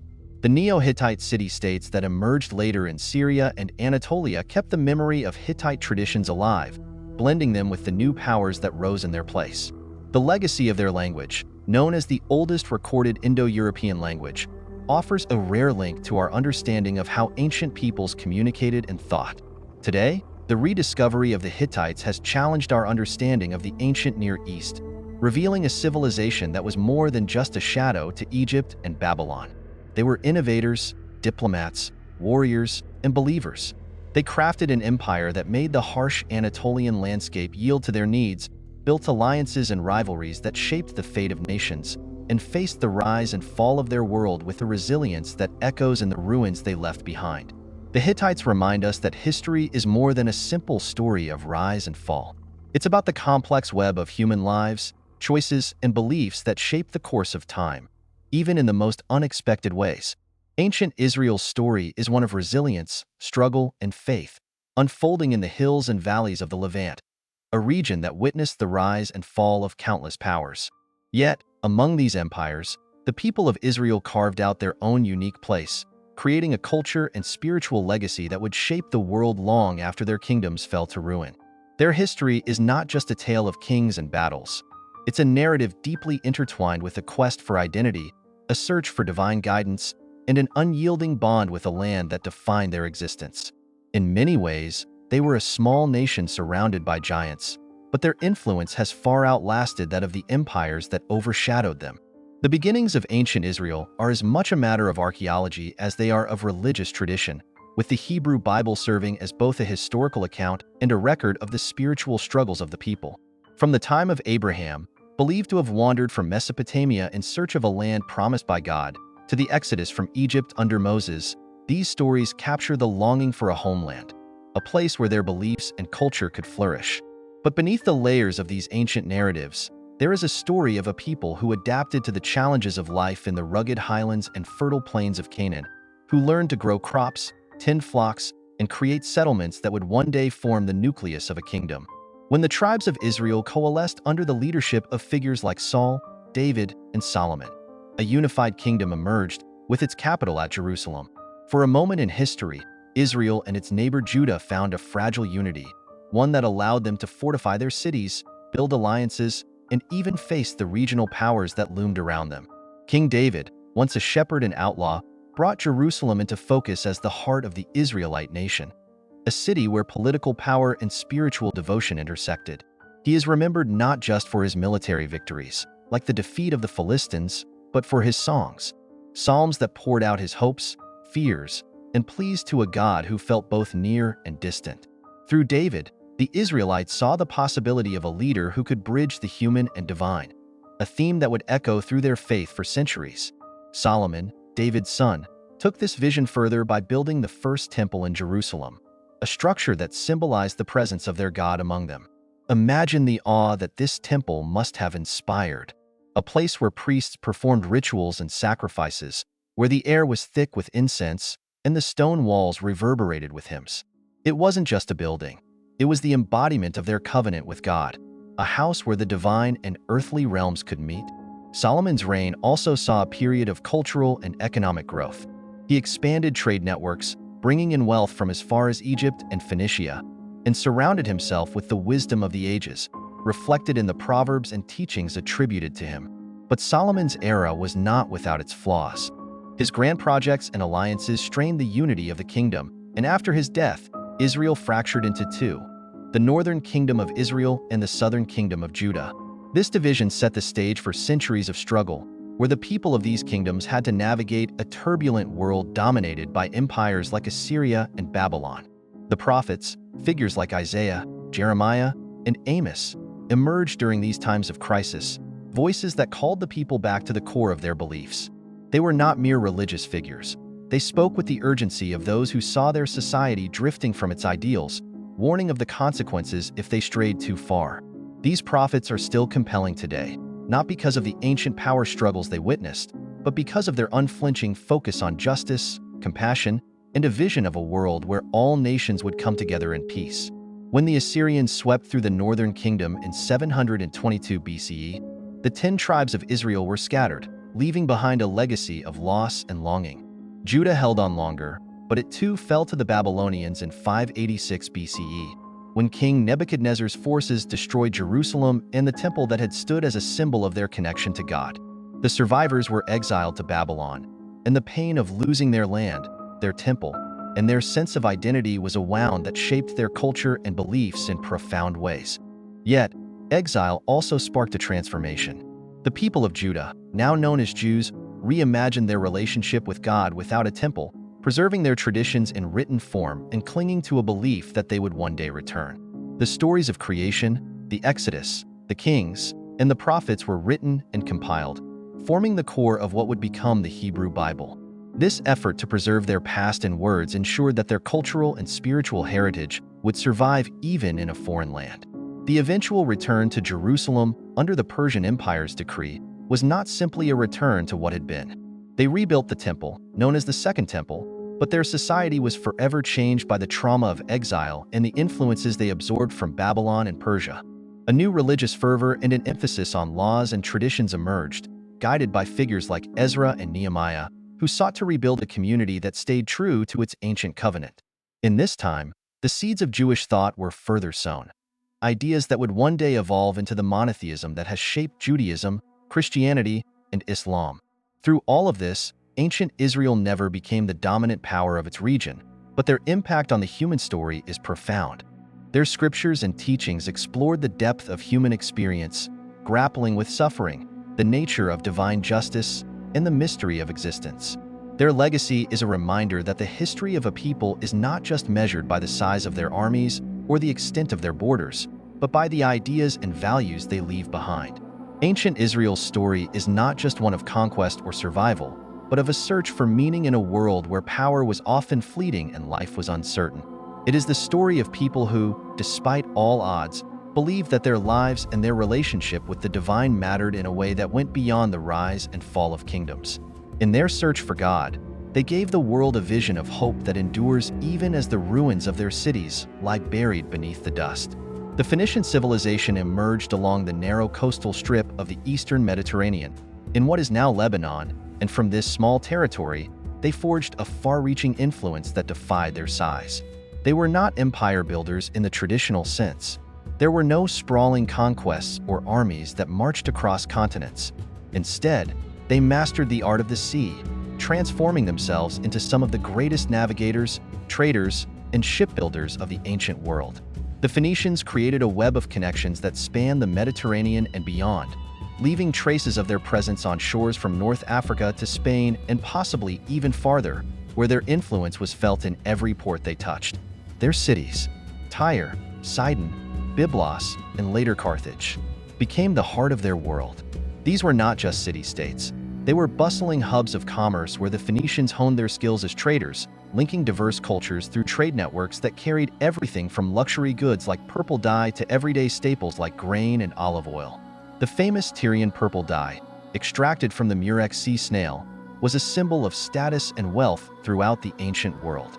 Imagine the painstaking process of gathering thousands of these tiny snails, crushing them, and boiling them to produce just a small amount of dye, the deep rich color of which adorned the robes of royalty. This trade in luxury not only brought wealth to the Phoenician cities, but also solidified their reputation as purveyors of rare and sought-after goods. Yet, their most profound legacy might lie in their alphabet, which they refined into a system that was simple, efficient, and adaptable. The Phoenician script, with its set of consonants, was designed to be versatile, allowing it to be easily learned and adapted by other cultures. It's astonishing to think how this script, initially created to keep track of commercial transactions and communication between traders, would eventually be adopted by the Greeks and, through them, would form the basis of the writing systems used in Europe today. It's as if they laid down a code that transcended time, a script that, like their ships, crossed borders and navigated through cultures. Through their alphabet, the Phoenicians handed the world a tool that would transform the way human beings communicated and recorded their thoughts. But if the Phoenicians' alphabet was their legacy on land, their greatest accomplishments were out on the open water. The Mediterranean was their highway, and they learned to read its winds, currents, and constellations with an intuition that made them the envy of the ancient world. They were not afraid to push the boundaries of the known, sailing beyond the Pillars of Hercules into the Atlantic, establishing trade outposts as far west as present-day Spain, and possibly even venturing along the coast of West Africa. Their ships were the cutting edge of maritime technology, with sturdy designs that could weather long voyages and rough seas. In those ships, they carried not only goods but also stories, ideas, and myths, acting as a conduit through which Eastern and Western cultures met. One of their most ambitious undertakings was the founding of Carthage, a city that would grow to become a power in its own right, rivaling Rome itself centuries later. Carthage was not just an extension of Phoenician trade. It was the realization of their dream to create a new world in distant lands. The story of Queen Dido, the legendary founder of Carthage who fled Tyre and established the city with her followers, is wrapped in a mix of myth and history. Yet it captures the spirit of the Phoenicians. Resilient, adventurous, willing to start anew and build something grand from the ground up. Carthage would later fight Rome in the Punic Wars, a testament to how far the seeds of Phoenician culture had traveled and taken root. Their religious beliefs also carried a certain mystique, a blend of ancient Canaanite traditions adapted to their maritime way of life. They worshipped gods like Melkart, often associated with Heracles by the Greeks, and Astarte, a goddess linked to fertility and the cycles of life. Their temples, both in their cities and across their trading colonies, stood as reminders of their devotion. Rituals performed on these shores, sometimes involving offerings and sacrifices, reflected a world where the line between the divine and the everyday was blurred. The Phoenicians believed in the power of the sea, not just as a physical entity, but as a spiritual realm, a place where gods watched over their voyages and guided them safely back to shore. Despite their wealth and influence, the Phoenicians lived in a precarious position, caught between the ambitions of larger powers. Assyrians, Babylonians, and later, the Persians all sought to dominate their cities. Yet, through all these pressures, the Phoenicians managed to maintain their identity, adapting as needed but always keeping their core strength in trade and navigation. When the Assyrians came with demands for tribute, the Phoenicians complied, but they continued to expand their reach across the Mediterranean, ensuring that their influence extended far beyond the walls of their cities. Even when their cities fell under foreign control, their culture proved resilient, as if the spirit of their seafaring ancestors could not be chained to any one place. What stands out about the Phoenicians is how they managed to shape the ancient world not by conquering it with armies, but by connecting it through commerce, culture, and the flow of ideas. They were builders of networks, laying the groundwork for a Mediterranean world that was more interconnected than ever before. Their legacy is not one of monumental architecture or military conquests, but of exploration and exchange. They remind us that history is not only shaped by those who dominate with power, but also by those who find ways to weave the threads of different cultures into a tapestry that spans continents. Today, the traces of the Phoenicians can be found in the ruins of their ports, in the artifacts left behind in distant settlements, and in the echoes of their script that has transformed into modern alphabets. Their story invites us to imagine what it must have been like to stand on the deck of a Phoenician ship as it left the safe harbors of Tyre, sailing into the unknown, driven by the hope that beyond the horizon lay new lands, new possibilities. It's a story of a people who, with each voyage, each trade deal, and each new settlement, left behind a legacy that outlived their own cities, a civilization whose impact has flowed through time like the currents they once mastered. The Minoan Civilization, flourishing on the island of Crete over 4,000 years ago, carved out a unique chapter in the ancient world, long before the rise of classical Greece. Their story is one of both mystery and marvel, as they transformed their island home into a thriving cultural and economic hub in the Aegean Sea. To understand the Minoans, one must imagine a society that embraced the sea, where the sound of waves was never far from the bustling life of their intricate palaces. Their world was shaped by a spirit of exploration, beauty, and a deep connection to nature. Yet it also held darker undertones, hinted at by the labyrinthine legends that lingered long after their civilization faded. The centerpiece of Minoan society was its palaces, the most famous of which was Knossos, a sprawling complex of multi-story buildings, courtyards, and workshops. Wandering through its ruins today, you can sense the vibrancy that once filled its frescoed walls. Scenes of dolphins leaping in vivid blues and reds, ceremonial processions, and lively festivals. Unlike the later Greek fortresses, these palaces were built without defensive walls, suggesting that the Minoans either felt a sense of security on their island or relied on their dominance of the seas to keep invaders at bay. It's easy to picture the grandeur of these palaces when they were alive with activity. The clinking of metal as artisans crafted bronze tools and delicate jewelry, the voices of merchants discussing trade, and the hushed reverence of rituals performed for gods and goddesses whose names have been lost to time. The Minoans mastered the art of seafaring, turning Crete into a trading crossroads of the ancient Mediterranean. Their ships crisscrossed the sea, carrying goods such as olive oil, pottery, and luxury items like their finely painted ceramics. They established connections with Egypt, the Levant, and even the distant shores of the Aegean Islands. This exchange wasn't just about material goods. It was a flow of ideas and influences. Through these interactions, the Minoans absorbed and reshaped artistic styles, creating something uniquely their own. Their art, often delicate and detailed, reflects a world where humans and nature were deeply intertwined, with motifs of swirling marine life, blooming flowers, and figures that moved with an almost playful grace. It's as if their art tried to capture the constant motion of the sea that surrounded them, a world where everything was in flux but full of life. One of the most enigmatic aspects of Minoan culture is their religious life. The Minoans worshipped a pantheon that remains elusive, but what we can piece together points to a deep reverence for nature's cycles. They left behind images of goddesses holding serpents, symbols of fertility and renewal, and bull-leaping scenes that suggest rituals where humans engaged in dramatic displays of athleticism with sacred bulls. These bulls held a special place in Minoan belief, and it's not hard to see why. Powerful, unpredictable, and tied to the vitality of the earth. The myth of the Minotaur, later told by the Greeks, hints at these ancient practices. The story of a monstrous creature dwelling in a labyrinth beneath the palace of King Minos might have roots in Minoan rituals, transformed by memory and imagination. It's a reminder of how myth and history weave together, leaving us to wonder what the Minoans themselves believed about these stories and what meanings they found in their symbols. Their writing systems, Linear A and later Linear B, also hold many secrets.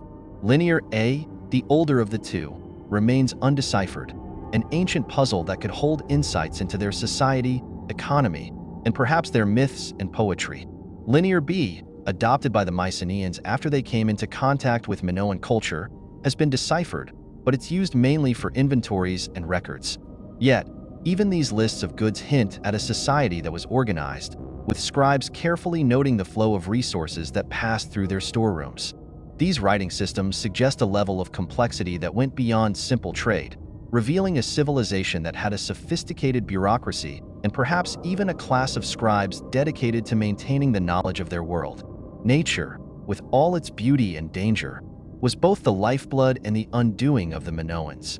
They built their settlements in places that offered rich farmland and access to the sea, but they also lived in the shadow of geological forces.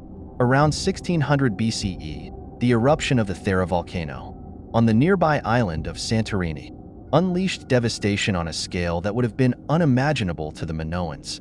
Ash and tsunamis likely struck Crete, devastating coastal towns and altering the climate. The eruption left a scar that reshaped their world, both physically and culturally. It's thought that this disaster, along with subsequent challenges like invasions and internal upheaval, weakened the Minoans, setting the stage for the Mycenaean Greeks to eventually take over their island. Yet, even in decline, their influence lingered. The Mycenaeans borrowed heavily from Minoan art, writing, and even elements of their rituals, weaving Minoan legacies into the fabric of their own emerging culture. The Minoans' fate is shrouded in as much mystery as their origins.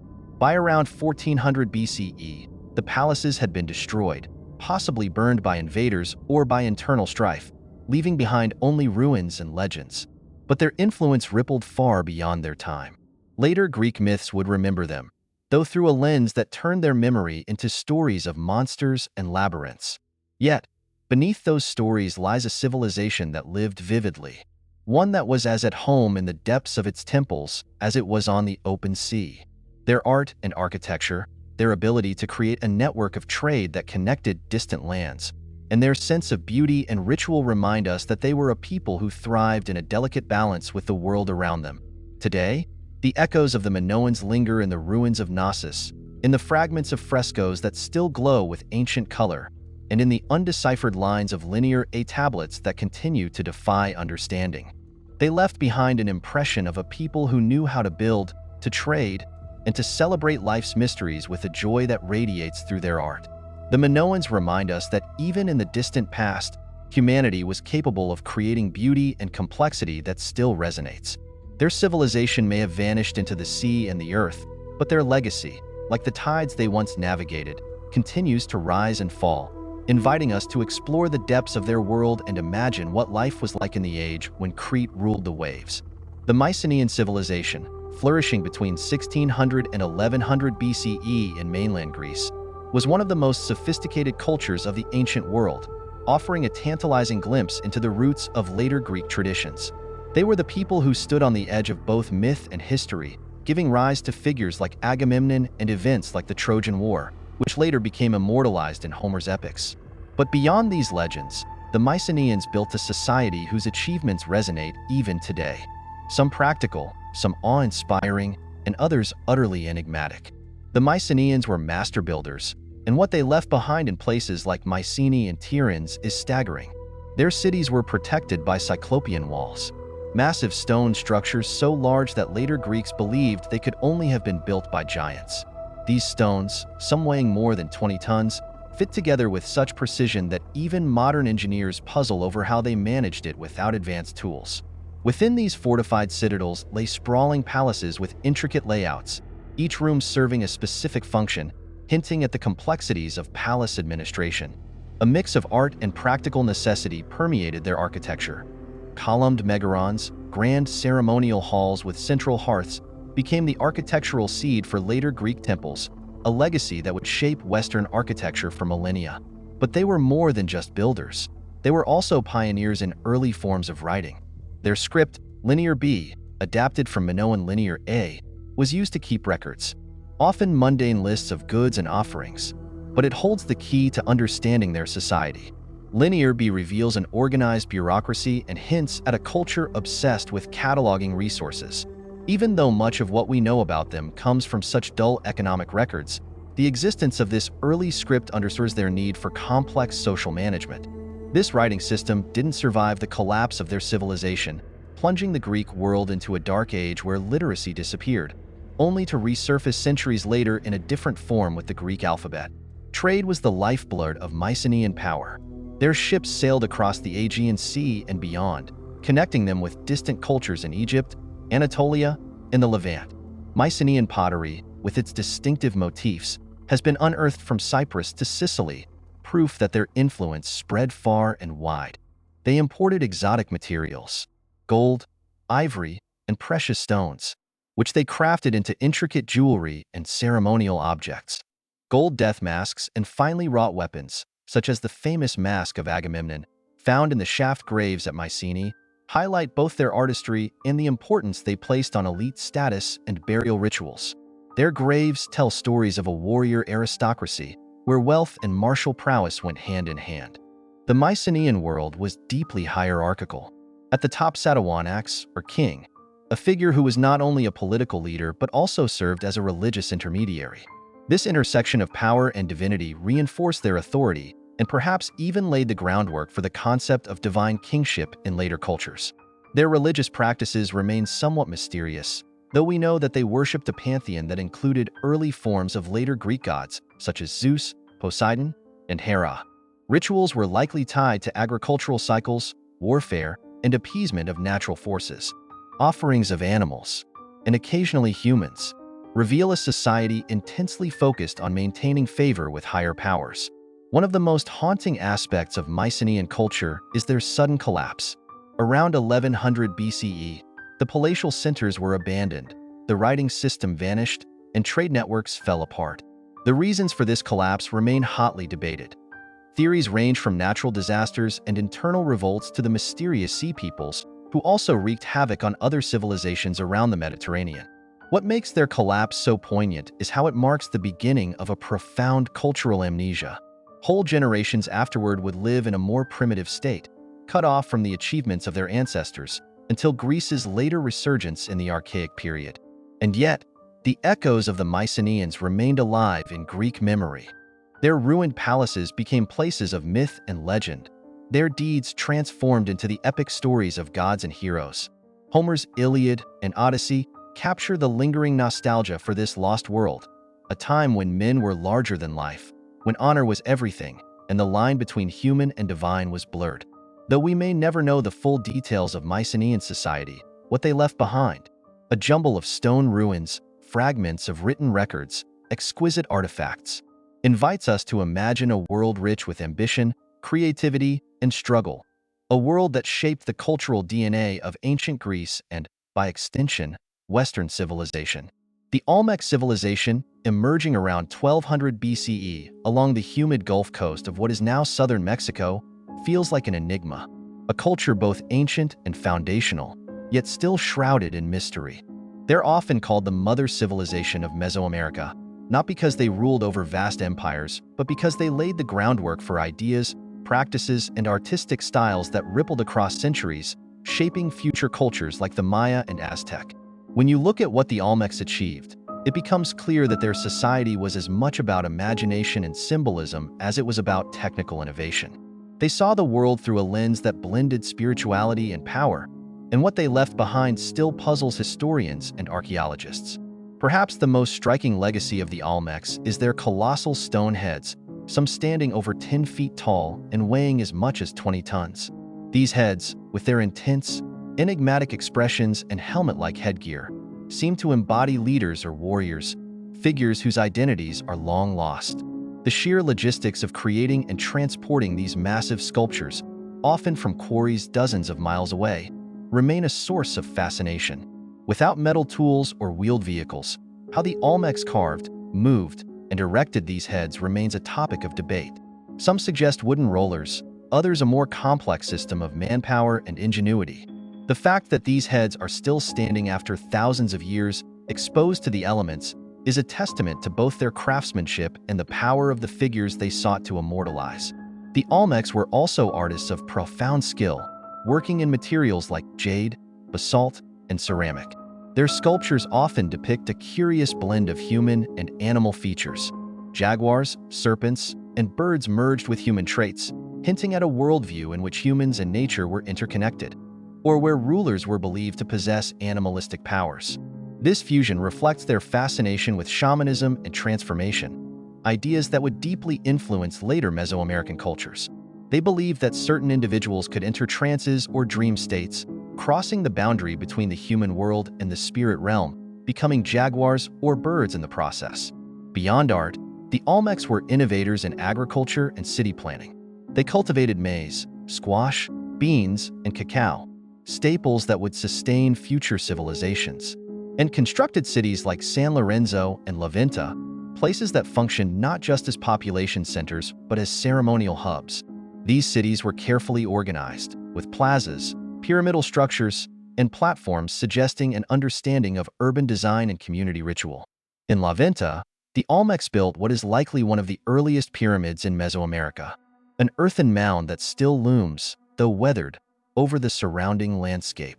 The very layout of these sites hints at a civilization deeply concerned with cosmology and order, where the placement of structures might have mirrored celestial movements or the Olmecs' beliefs about the layers of the universe. One of the most puzzling aspects of their civilization is their early use of symbolic writing, though very few examples survive. Some of the glyphs carved into stones and artifacts suggest a proto-writing system, perhaps the first steps toward the intricate calendars and hieroglyphs of later Mesoamerican societies. This glimpse of early literacy challenges the notion that complex writing systems only develop in large empires. It's as though the Olmecs sensed the power of recording knowledge, but were working on a scale and in a style that defies easy categorization. The Olmecs also gave the world the concept of the sacred ball game, a ritualized sport played with a rubber ball, which was not merely entertainment but an event laden with religious and cosmic significance. Later Mesoamerican societies, like the Maya, believed that the outcome of such games could determine the fate of cities, even the balance of the universe. Some scholars believe that for the Olmecs, the game was a way to reenact mythical events, where human participants stood in for gods or cosmic forces locked in eternal conflict. There's a lingering sense that much of what the Olmecs thought about life, death, and the cosmos was enacted physically, on the field, in rituals, through sculptures, and in their architecture, rather than written down for future generations to interpret. And yet, for all their achievements, the Olmecs remain a civilization of unanswered questions. Around 400 BCE, their major centers declined, and the people who once built towering monuments and thriving cities seemed to vanish. The reasons behind this sudden disappearance are unclear.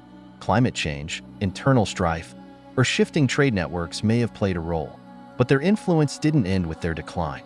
Later civilizations inherited their symbols, their gods, and their myths, often reinterpreting them but never forgetting where they had come from.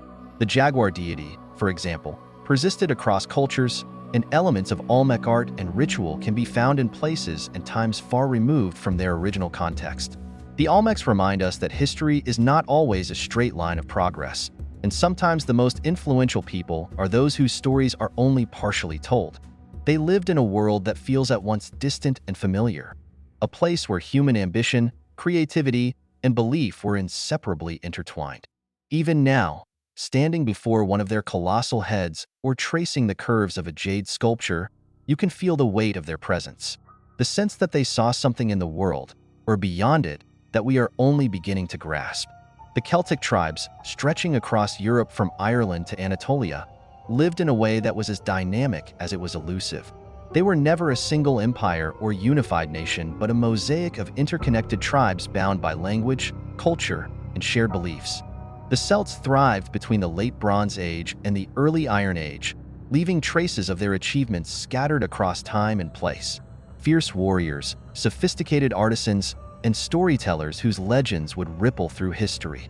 Though often overshadowed by the might of Rome or the philosophical legacy of Greece, the Celts achieved feats that were equally mind-boggling in their own right, revealing a civilization deeply attuned to nature, mastery in craft, and the rhythms of war and myth.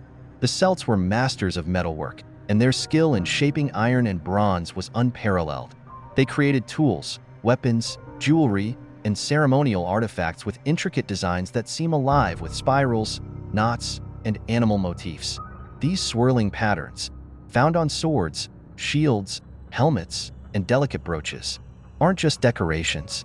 They speak of a worldview that saw life as a flowing, interconnected force without clear beginnings or endings. Even today, Celtic art remains mesmerizing for its sense of movement and spiritual depth. The famous Gundestrup cauldron, discovered in Denmark, is one such artifact. A silver masterpiece filled with mysterious scenes of gods, animals, and rituals, offering a rare glimpse into the symbolic world of the Celts. At their height, the Celtic tribes controlled large swaths of Europe, including what is now France, Germany, Britain, Ireland, and Spain. Their warriors were both feared and admired by their neighbors. Celtic fighters, often described as tall, wild-haired, and draped in bright-colored cloaks, carried long swords into battle with terrifying energy. The Romans wrote of their loud battle cries, their ferocity, and the strange sight of warriors going into combat naked, as if daring death to come for them. Yet the Celts weren't just reckless fighters. They had sophisticated systems of governance. Many tribes were led by chieftains or kings, advised by druids, powerful figures who served as priests, judges, and keepers of knowledge. These druids memorized vast amounts of information, from genealogies to laws, because the Celts deliberately avoided written records for sacred matters, believing that knowledge held in the mind was more potent than words on a page. One of the most fascinating aspects of Celtic society was their deep connection to nature and the seasons.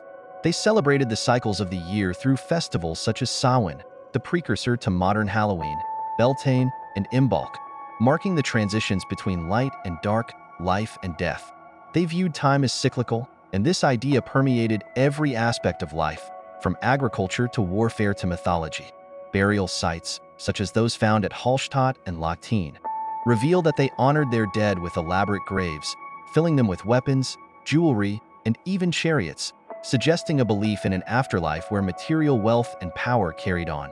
Some of the graves contain horses, finely crafted swords, and drinking vessels, hinting at a society where both status and spiritual preparation were essential in life and death.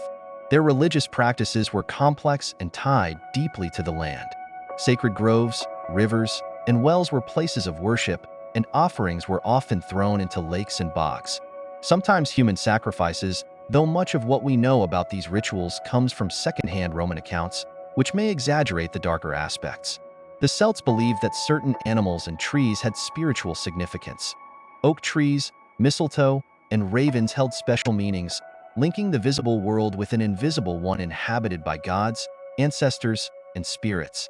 Some of these beliefs persist today in the folklore of Ireland, Scotland, and Wales, where tales of fairies and otherworldly beings still carry echoes of ancient Celtic traditions.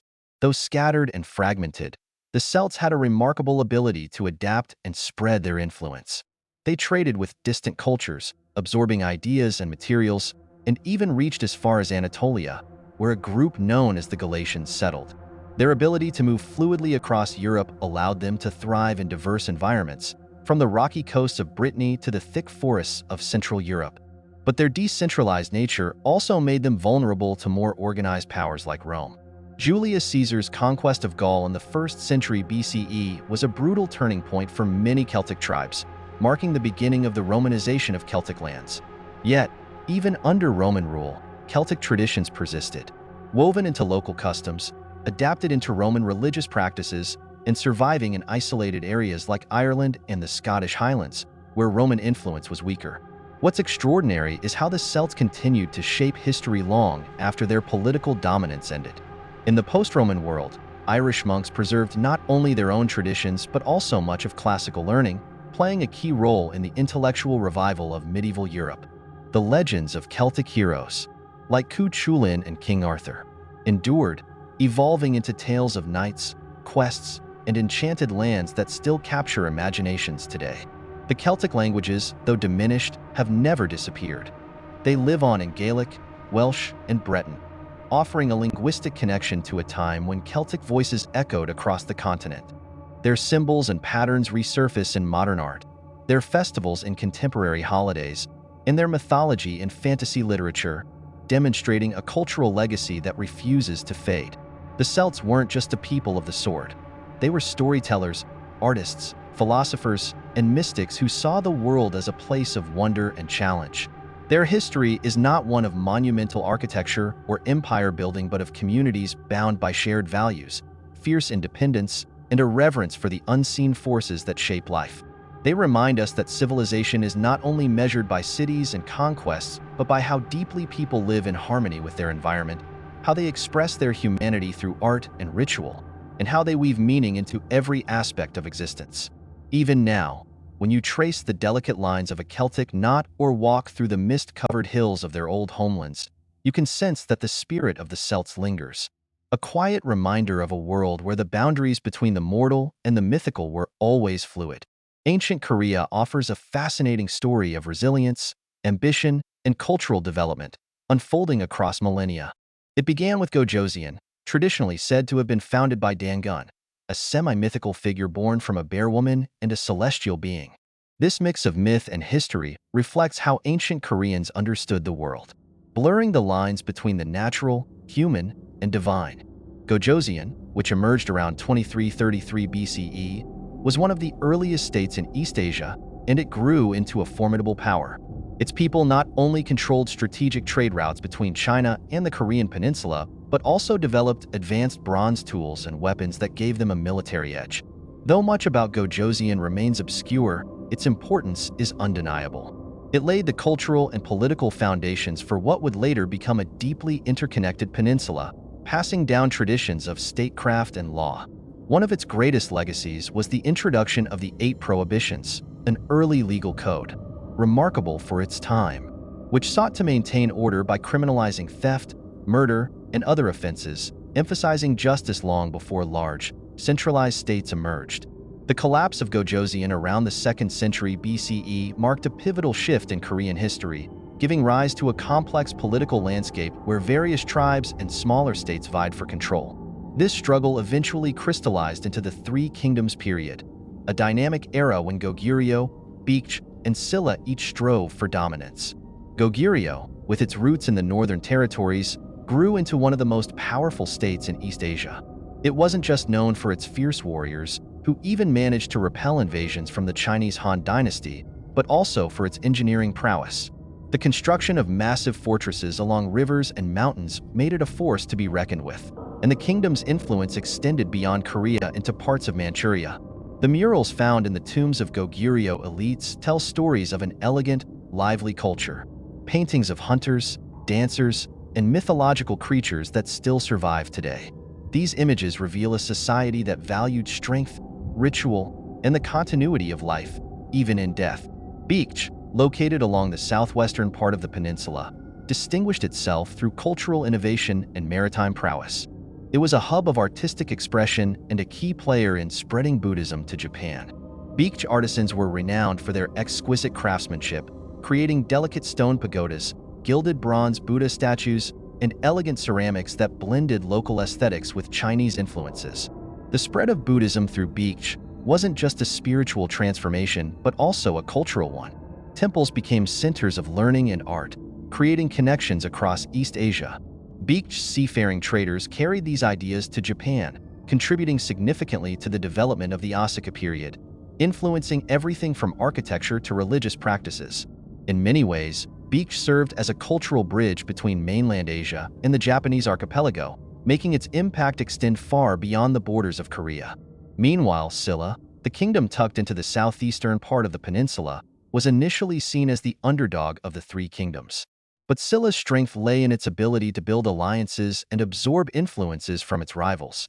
Over time, it developed a highly structured society, exemplified by the Warang, an elite group of young warriors trained not only in martial arts but also in literature, music, and moral philosophy. This blend of physical and intellectual education was aimed at creating ideal leaders and reflects the sophisticated values that guided Silla's governance. Through careful diplomacy and military campaigns, Silla gradually expanded its territory, eventually forming an alliance with the Tang dynasty of China. In 668 CE, Silla achieved what many had thought impossible. It unified much of the Korean peninsula, marking the beginning of the unified Silla period. This unification didn't just alter the political landscape. It ushered in a golden age of culture and scholarship, where advances in astronomy, medicine, and architecture flourished. What makes this period of ancient Korea particularly captivating is how it wove external influences into a uniquely Korean identity. While Chinese culture had a significant impact, particularly through Confucian philosophy, political models, and writing systems, the Korean kingdoms adapted these ideas rather than simply adopting them. Confucianism blended with indigenous shamanistic practices, and Buddhism took on forms that reflected local spiritual concerns. Even the layout of cities, temples, and palaces showed a distinct style that combined practical concerns with a spiritual understanding of space. For instance, the observatory at Kiamsiangdi, built during the reign of Queen Siandik of Silla, is the oldest surviving astronomical observatory in Asia.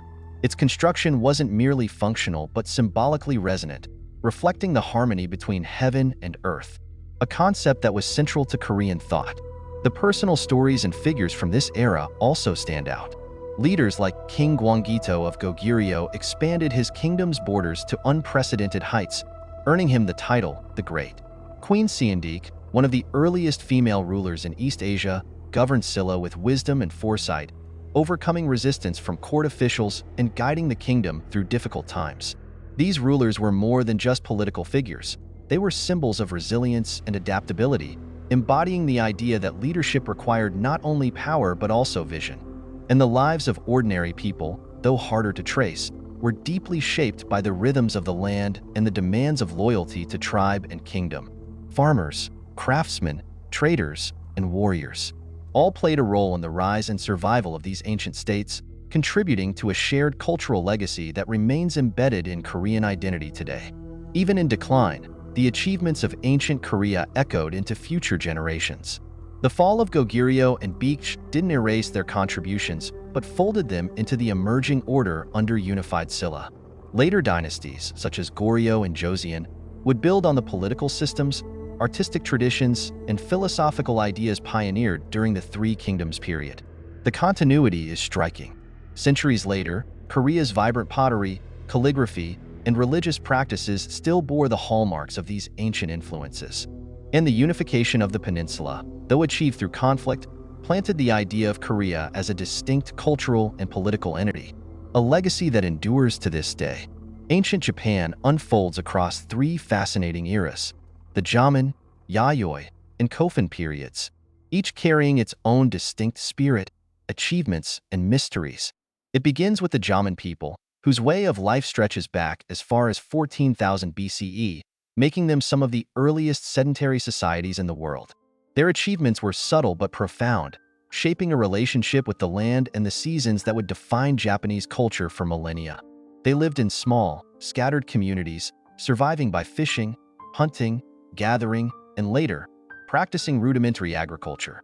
What sets the Jomon apart is their pottery, some of the oldest known anywhere, characterized by wild, flame-like patterns. These vessels, intricately decorated despite their practical use, show a remarkable attention to beauty, revealing that even these early people valued art and symbolism in daily life. They didn't build massive monuments or leave behind great inscriptions, but their pottery, tools, and ritual artifacts whisper of a world deeply connected to nature's rhythms and cycles. As the Jomon way of life slowly gave way to the Yayoi period around 300 BCE, Japan began to change in ways that were both rapid and transformative. It was during this period that rice cultivation arrived from the continent, revolutionizing agriculture and altering society at every level. The spread of wet rice farming created surplus food for the first time, allowing populations to grow and communities to organize into more complex societies. Villages expanded into fortified settlements, and the development of new tools, weapons, and ironworking techniques ushered in an era of sharper social divisions. Bronze bells called dotaku became important symbols, perhaps used in rituals tied to agriculture, marking the passage of seasons and ensuring bountiful harvests. These bells weren't just instruments. They were sacred objects, often buried rather than used, reflecting the belief that certain things held spiritual power beyond the material. The transition from hunting and gathering to organized agriculture was more than just an economic shift. It brought with it new social hierarchies, political alliances, and conflicts. Chiefs emerged to rule over regions, solidifying their power through control of farmland and resources, setting the stage for Japan's early state formation. The Kofun period, which began around 300 CE, saw the rise of powerful clans and the creation of monumental burial mounds known as kofun, which gives the period its name. These tombs, some shaped like keyholes when seen from above, reflect a society increasingly concerned with power, legacy, and the afterlife. The largest of these tombs, like the Daisen Kofun, believed to be the resting place of Emperor Nintoku, are astonishing in scale, rivaling the Great Pyramids of Egypt. Constructed with labor-intensive precision, The coffin were surrounded by moats and adorned with hanawa, terracotta figures of warriors, animals, and everyday objects placed around the tombs to protect the deceased and accompany them into the next world. These hanawa offer a rare, haunting glimpse into the lives and beliefs of the time, reflecting the importance of status, warfare, and the spiritual connections between the living and the dead. During the Kofun period, Japan began to interact more closely with neighboring states, particularly the Korean kingdoms and China's growing dynasties.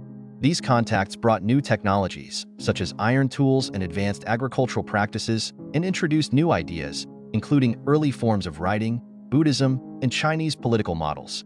While Japan adapted these influences, it did so selectively, maintaining a unique cultural identity. This was a time of rising political complexity, with regional chieftains forming loose alliances and rivalries, competing for control over land, people, and prestige. The Yamato clan, centered in the Nara region, eventually emerged as the most powerful, laying the foundations for Japan's imperial lineage. What's striking about the Yamato rulers is how they blended political authority with divine legitimacy, claiming descent from the sun goddess Amaterasu, a tradition that would become central to the idea of Japanese monarchy and persist for centuries. Despite the growing political intrigue and social stratification, the people of ancient Japan never lost their connection to the natural world.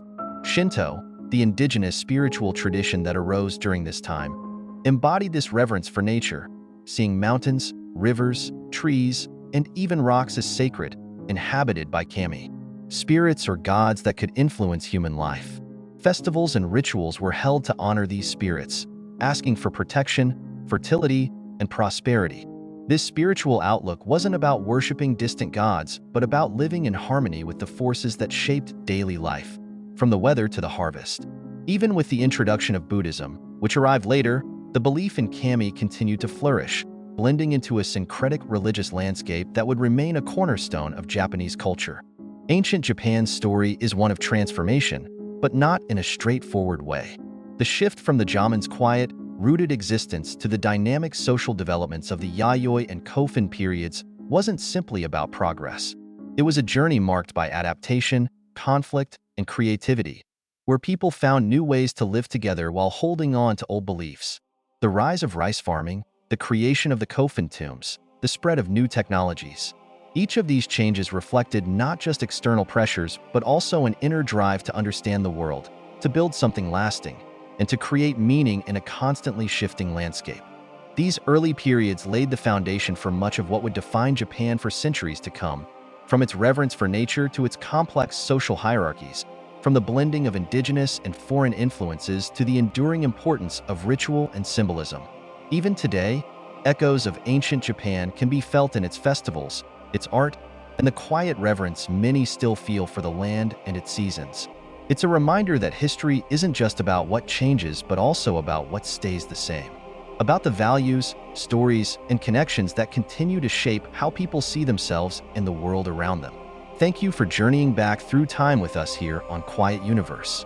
Together, we've explored the foundations of human culture, marveled at the mysteries left by civilizations like Mesopotamia, Egypt, and the Inca, and traced the legacies of ancient minds that continue to shape our world today.